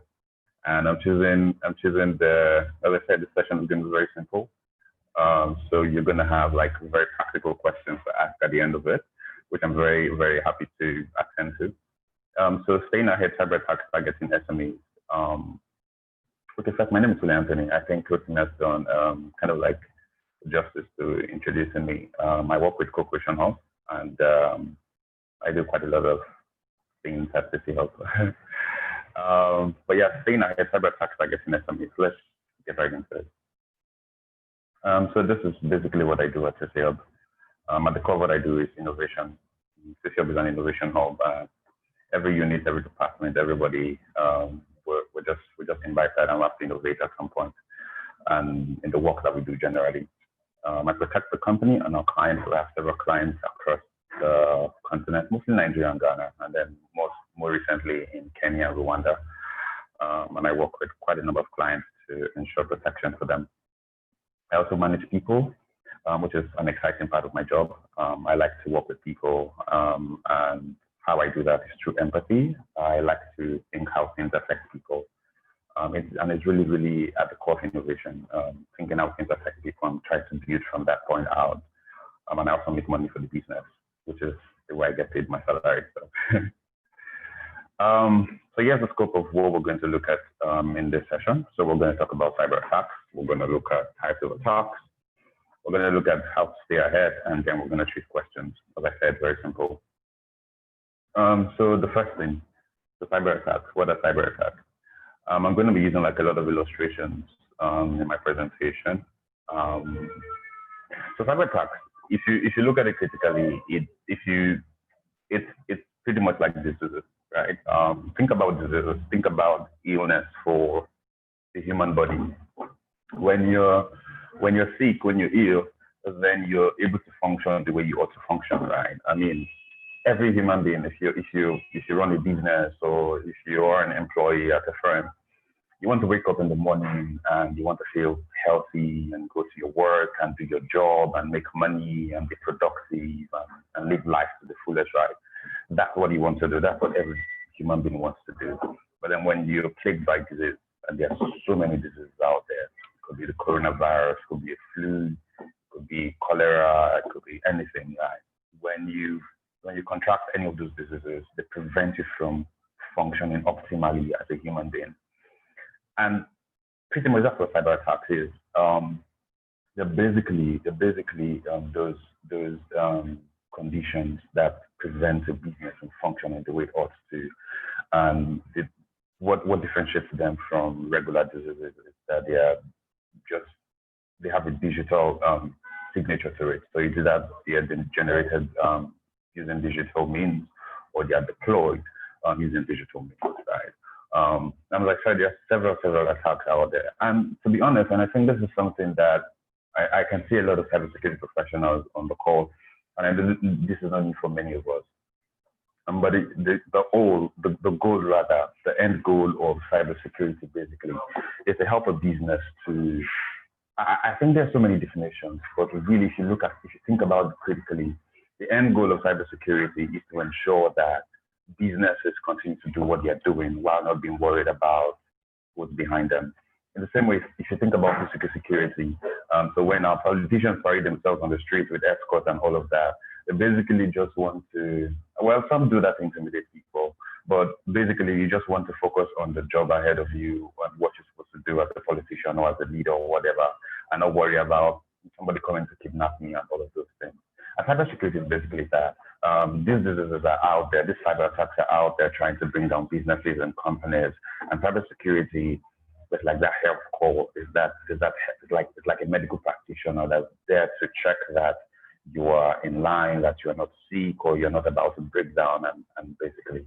So I'm just trying to make it as simple as possible. So cyber attacks are those things, those conditions that plague businesses, digital that are generated using digital means, or they are deployed using digital means, and they affect businesses and prevent them from functioning optimally.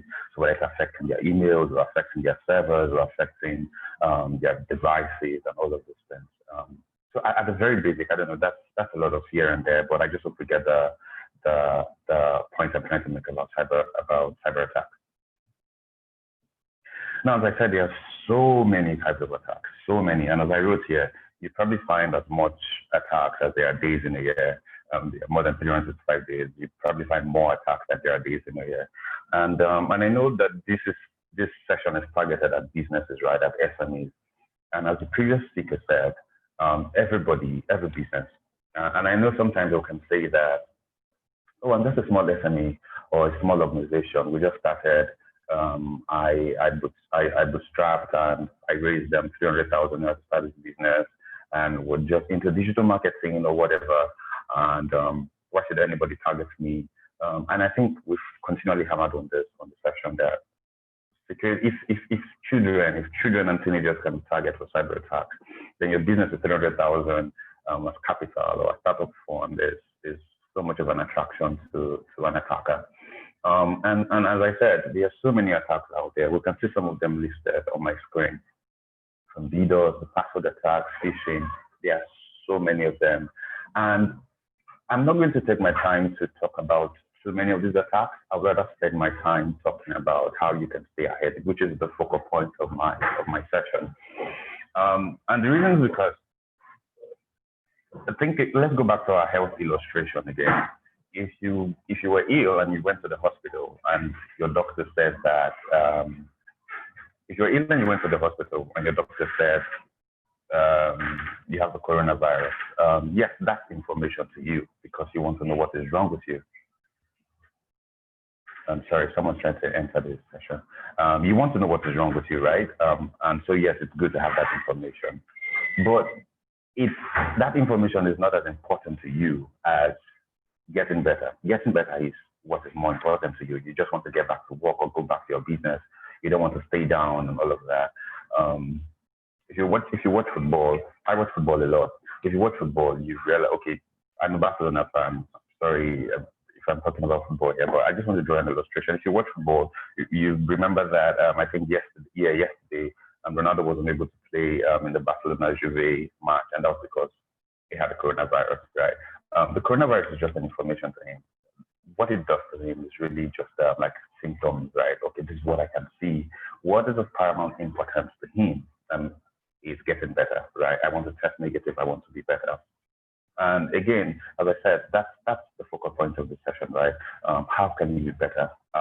Because if you really want to go and say address all of these various types of attacks, there are hundreds of cyber attacks out there. You really, to be honest, cannot say I want to pick phishing and build my organization to defend against phishing. Pick malware, build my organization to defend against malware, because you will be building so many things, right?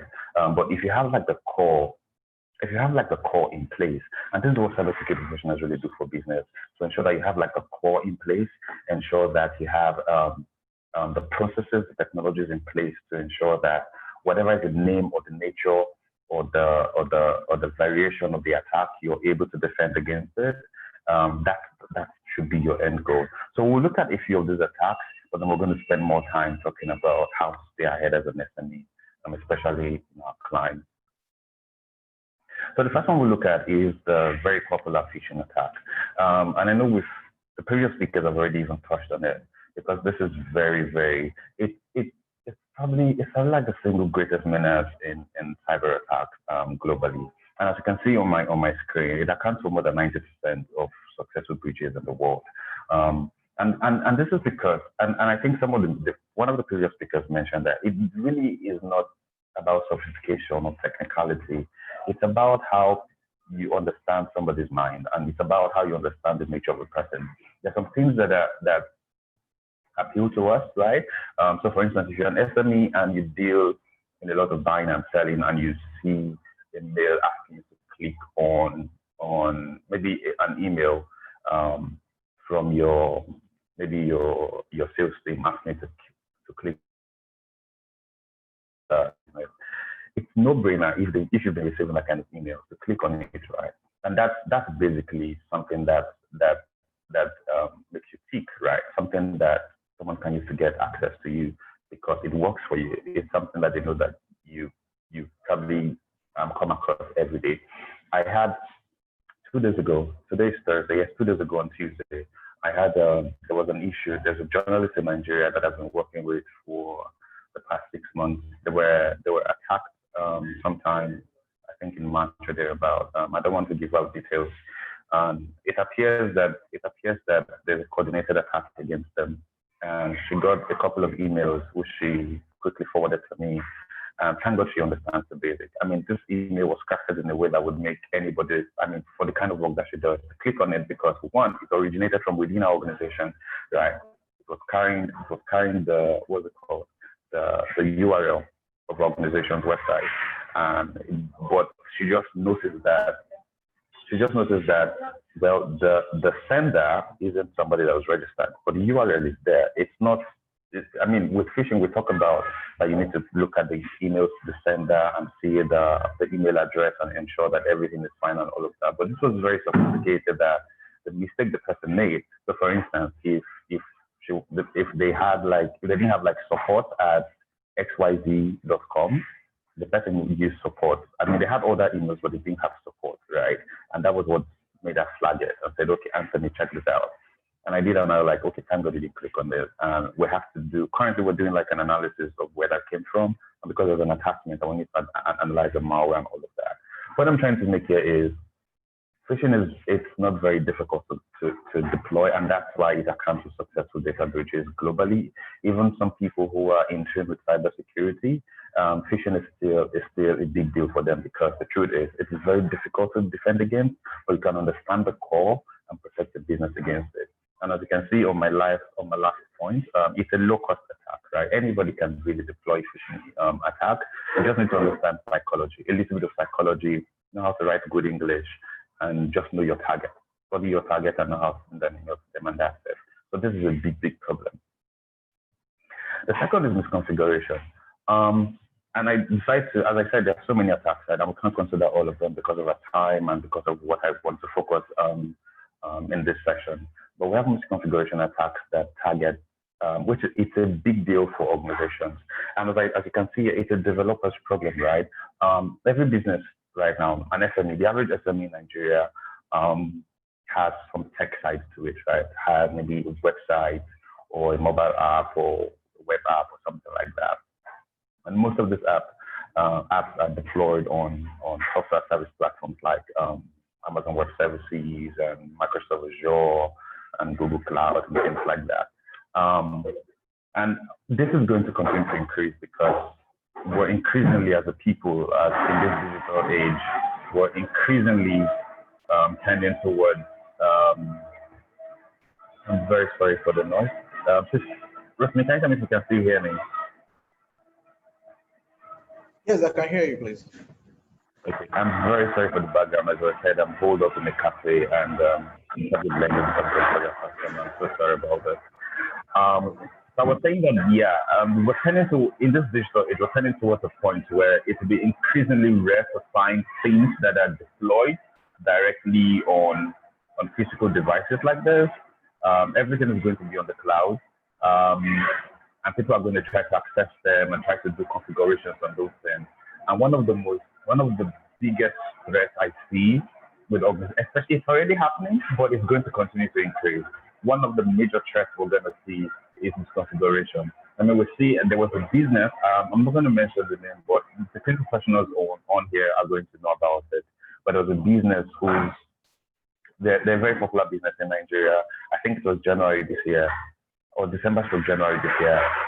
They had like their customer information leaked, and they were on Twitter denying that, oh, it's not them. And funny enough, somebody outside the country actually spotted this and sent to them and told them that, say, you have to do XYZ, your data is leaking, and you have to do XYZ to protect yourself, you have to do XYZ to cover up and blah, blah, blah.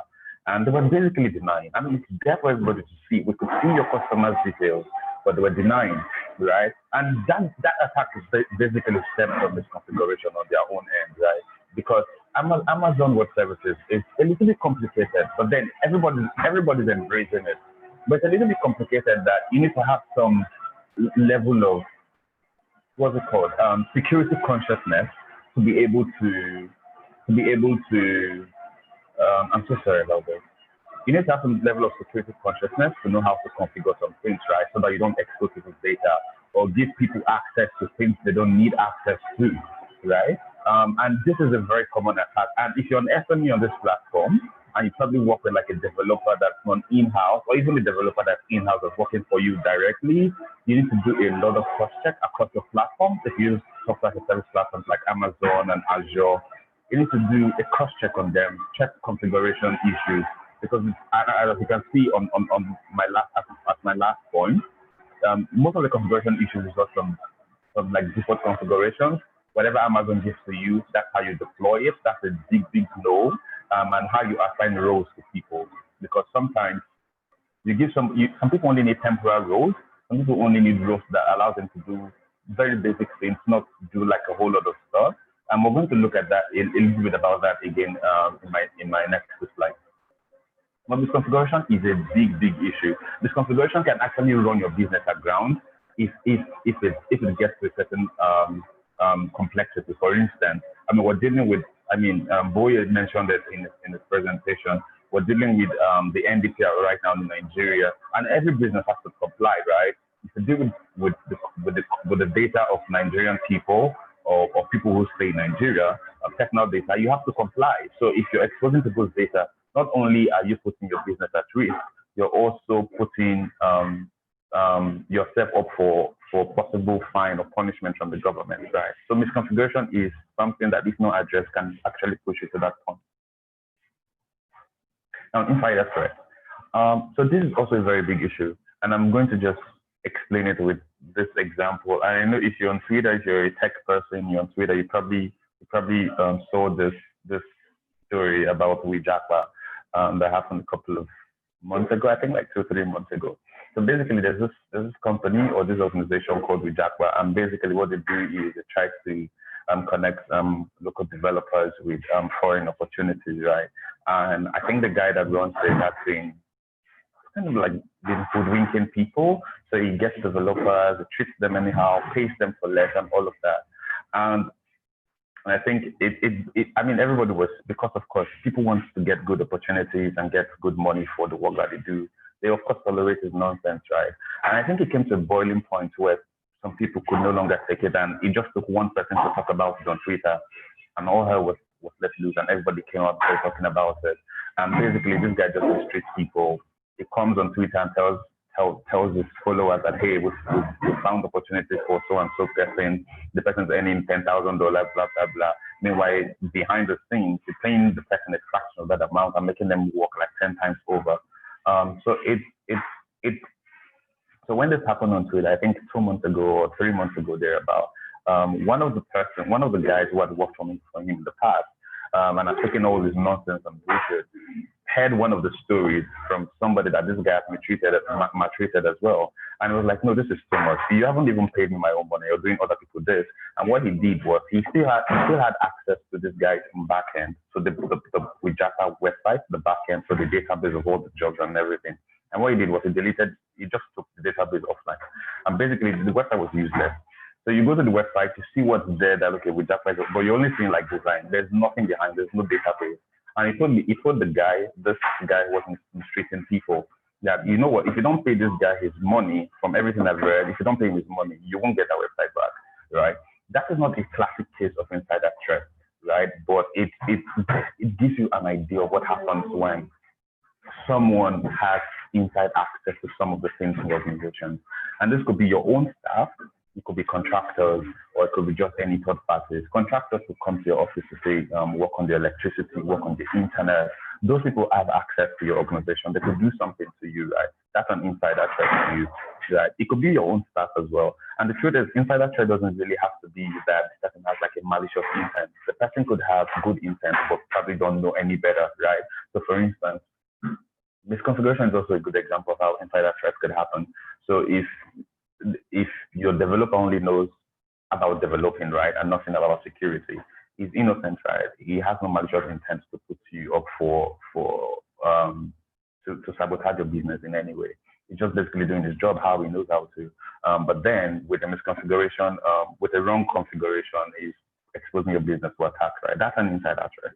So the threat there is that the person doesn't know enough. So it means that you probably need to educate your staff about cybersecurity and all of those things. So insider threat basically is just any malicious activity, and it could be intentional or unintentional by individual or group, and that individual could be like the staff of your organization or a contractor that works with you or something like that. But basically they have some level of access to your organization, whether they have access to your company server or they have access to your business in any shape or form. I'm seeing this chat box beeping. I can't look at it now because I'm sharing my screen. So if there are questions, I'm going to attend to it after this. I think my time is almost up. And the last we're going to look at spike manipulation. So this is a type of attack that under a broad category called parameter sampling. And this is, I decided to talk about this because it's an attack that's very benign, and you may not even know that it's happening, but it's happening to you. And how it basically happens is that, and it mostly targets e-commerce platforms, right? So if you sell something online, you have a website, more people can order things and then check out and pay, then you should really be mindful of the type of attacks because it can really run your business aground. And how it happens is basically that somebody comes to your website to order something. So let's say you're selling pair of shoes, you're selling shoes, right? And somebody comes to order a pair of shoes for say 20,000 naira, right? So between your website and where the person can be paid, maybe like a pre-start platform or something, right? The person has clicked to pay 20,000 naira, right? Your website has authorized that, okay, this one pays 20,000 naira. But between the request leaving the website and getting to pre-start, the person halts that process, right? It halts the process and pauses it and changes the parameters. It probably changes the amount that should be charged on the card from 20,000 to 2 naira. Or let's say the person is even generous and say 20 naira or 2,000 naira, right? It can be anything. It doesn't have to be like divisible by 10 or anything. No, it can be any amount, right? The person can give 20,000 naira to 5 naira, right? Your website is not properly configured to communicate directly with the pre-start server. So it's also a type of like a man-in-the-middle attack. So the person changes the parameter in between, and right before it gets to paystack only sees what gets to it, not what your website sends, right? So paystack is seeing that, okay, this person pays 2 naira or 2,000 naira for this pair of shoes. The person pays the 2,000 naira, you get the receipt. Your website confirms that this person has paid, and you go and deliver the shoes to the person. And this is an attack that, I mean, in Nigeria, it's very difficult to do business already, and I don't think that businesses should have to deal with this kind of issues. And also an issue arising from how websites are configured and how you configure parameters, right? Parameter handling on your website. So these are some of the attacks. There, as I said, there are so many more. So the thing is, do you go from one? As I said, you go from one attack to the other and say, how do I protect against price manipulation or parameter handling? How do I go to defend against phishing and ransomware? All of this. It's a lot, right? And that's why I'm going to give very, very simple approach for how you can protect your business and how you can stay ahead of these attacks. Right? This is what we're going to talk about next. So on my screen is what this is a strategy that is very simple. Believe me, I'm ready to share the slides. I'm probably going to share the slide with me or Elizabeth. It's very simple. You can take it down, but there's a lot of gold in what you're seeing on my screen. It's a simple plan that can help you, a simple approach that can help your business to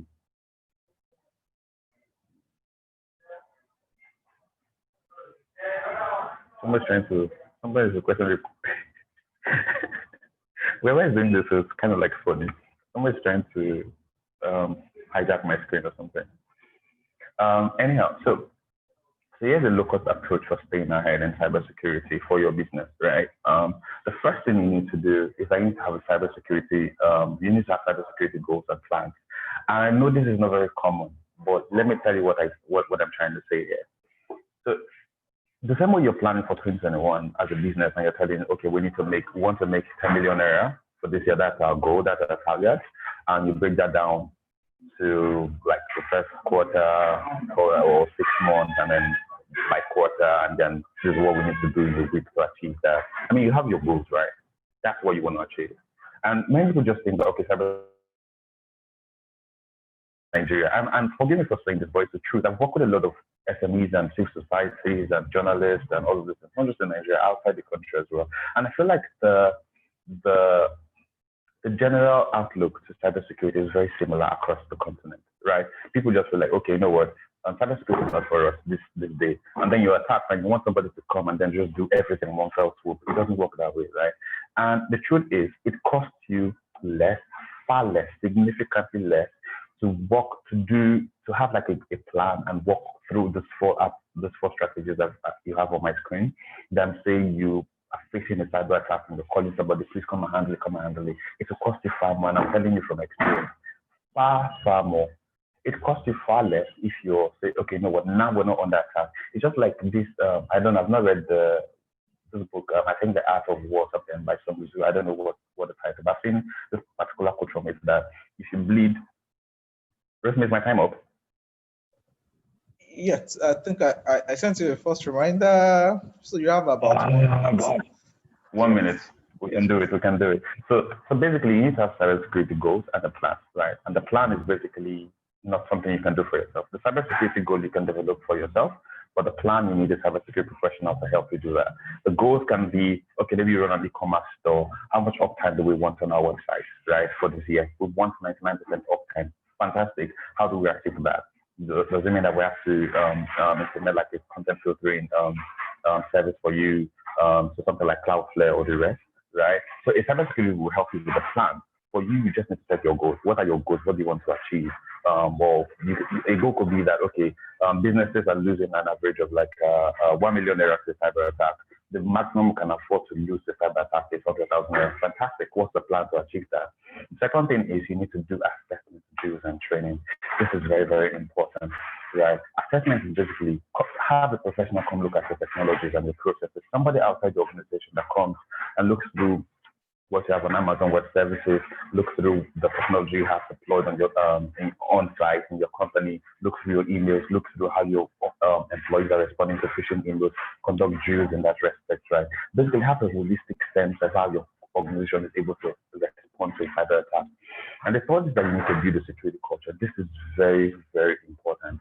And it costs nothing basically. It's basically having an outlook on cybersecurity. I worked with an organization in Ghana sometime last year. And these organizations, they're just about 8 employees. It's a civil society organization. I attended the conference, and then we had a conversation, and then I visited the CSO within the week.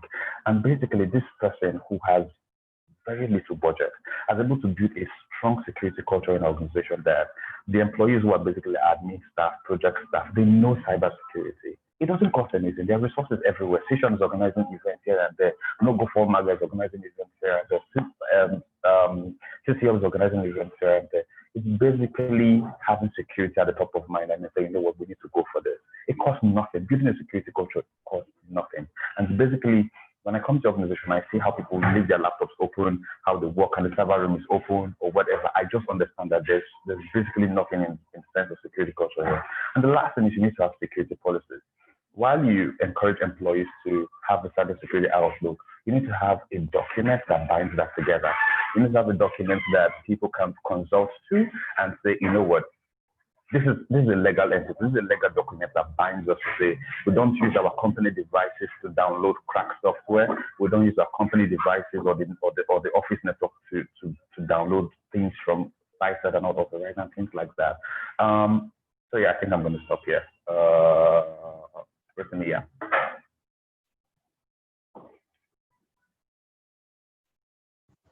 Oh, thank you so much, Anthony. The section is so enjoyable that I wish we have more time to allow you so that you could be able to drill more of this approach on us. But we are so grateful for the time in which you will be able to share 1, 2 experiences and also how we could really be cyber secure. So much is actually on our shoulder. It's actually a very big responsibility on our part to take this very seriously. And it's also so good for us to also see one of the way we can also be cyber secure even with little budgets. Thanks for also sharing those tips. I'm sure virtually everyone here will have 1 or 2 things to really learn from this. If you have any question, maybe briefly you can type it on the chat box. He's here to also respond to one of those your questions. We really thank everyone today who has made time to participate in this particular section. We've been able to see how we could be cyber safe, especially what COVID has brought about in the global era. It's really fantastic, so to say. And the good thing is that those of us in the cyber security space, even though we are not too happy with COVID, but it also opened up a lot of other opportunities. That's wonderful. I'm saying a very big thank you to all the organizing committee for this conference to take place successfully, from Elizabeth to John to our president, chairman, Mr. Gola, Femi. Every one of you have done a fantastic job. Those who are also working behind the scene, also Smaila Baku, and virtually everyone has done a fantastic work over the past few days to make sure that this is going to be a successful event. And from our different speakers from Adeboye Adegoke, Olamide Odeneye, and Misule, we enjoyed a wonderful time in which you are able to enlighten us on different areas that we should be aware of, both from the healthcare sector, the smart kit, and also to the SME. And we also thank the president for the opening remark as he helped us to see how interesting this will be. We really promise to make it short. We really also appreciate the time in which you've taken to still stay in here to the end of this show. Thank you all so much. You can also follow us on our social media pages. I've shared one or two of those links, and also on our website also, cshean.org.ng. You can also see different other benefits that you can benefit as a member. When you become a member, it will help you to also build and develop professional network. There are also some discounts organized whenever we have conference and training. You also earn CPEs, and you can also build career in information and security. And you can also be very proud to give back to the society from one or two of what you've learned. We have different categories for our membership. We have those that is meant for students, the affiliate, the associates, and the professional. Please go to our website, session.org.ng, and you'll be able to find more other resources and other helpful benefits. We also have a WhatsApp group in which you can also join and get more other instructions, events that we may also have one of these days. Thank you all for the wonderful time in which you have been here. Thank you so much for making it possible to have this wonderful conference together. And we are really saying a very big thank you. Paco, seems as if you want to say one or two things. Actually, I was just going to tell you that there are a few questions in the chat box. So perhaps those who do not have other things to do, those who are not ready to leave, can remain to so that maybe Anthony or if Mr. Remy is still available, can answer some of those questions so that participants get, in quotes, full value for money, even though it's free. Thank you so much for that. I think that would be wonderful. We are rounding this up, but we give the next few minutes to some of the questions which will be handled before we go. But officially, we are declaring the conference closed. We will see you by 2021, where we also have another 2021 Cybersecurity Awareness Month coming up in October. But before then, we surely also update you on some of the other events that we have, either for the end of this year or for next year. So for now, I say goodbye to everyone and have a wonderful day. Bye-bye. So, Mr. Remy, I mean, okay. Don't book spot here. Yeah, I think it's fair for the speakers to answer the questions, you know. Okay, so let's see some of the questions that has not been answered. I think Farouk Alkali. Let me see what his question is. That's okay. He said, is there any software that can be installed to prevent attack or that can monitor any suspicious alert from a third party? Will any of our speakers want to respond to that?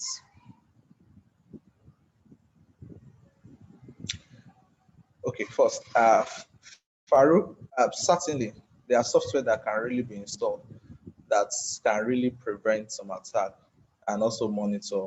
And one thing is just very sure, you may not be able to have just only one application also that fits all of what you need at times. But be sure that we have applications like that, software like that, that can really be installed. Monitors alerts from your SIM to your IDS. They can really do a lot of that, certainly. Is there any antivirus that detects hackers? Uh, well, we you might not call it antivirus anyway, because when you say that detect hackers, antivirus are not really meant to detect hackers. It's only when an hacker has already sent you a virus, so to say. So an antivirus, so to say, will have to fight against that virus. So what you probably meant by hackers is maybe one of the malicious intents in which has been infiltrated into your network. Yes, there are different software also that are available to detect different level of bridges that are called in your network, certainly. But if there's anybody who also wants to answer one of those questions, please feel free. So SME operates on various industries of the economy. What can you say about having a standards that guide operation and management of data asset by SME? Okay, so this is more of SME specific. I don't know if our last speaker is still around, Anthony Sule. It would have really been much valuable to help us to answer this. So, but reasonably, there is always a standard that SMEs should also follow, both for the operation and management of their digital assets. Yet, and good enough, there are also some of those standards that you can even see on much of the cyber security platforms. Some of it can be shared with you. Maybe you can also contact us at the end of this show. You can share one or two of those standards in which you can also implement in your organization. And do you think that this will change the statistics? Certainly, it will change statistics, but it's not you having the standards and guides alone. If it's not implemented and it's not monitored, it's actually will do nothing. But if it's being implemented in your organization and it's being monitored, very high level of compliance on it, you can be sure that you will really have a very great change in it. In fact, that's the overall essence of what we are discussing. If those policies, if those standards that you put in place are being monitored and also effectively being made use of, there will really be a very great change. So there are some of those standards that can be shared with you if you contact us later. Good afternoon. Is there any software that can be installed to prevent attack? Okay, I think I've mentioned that. For the WhatsApp, how can we join? How can we join the WhatsApp group? Okay. Okay. I will try to share a link of the WhatsApp. I will do that. Namely, please. Namely, in what sense? Is it the software for the hackers or what? Please let me know. I think that is all the questions that I know I have for now. If there's anyone that has not been answered or attended to, please let me know. Let me know. So I want to share the WhatsApp link. This is majorly for the Lagos chapter. So if you're in Lagos, you can connect with this. Rotimi. Yes, please. Sorry, you are sharing the Lagos chapter link. Is this CSEAN chapter or which one? I think this will be for CSEAN.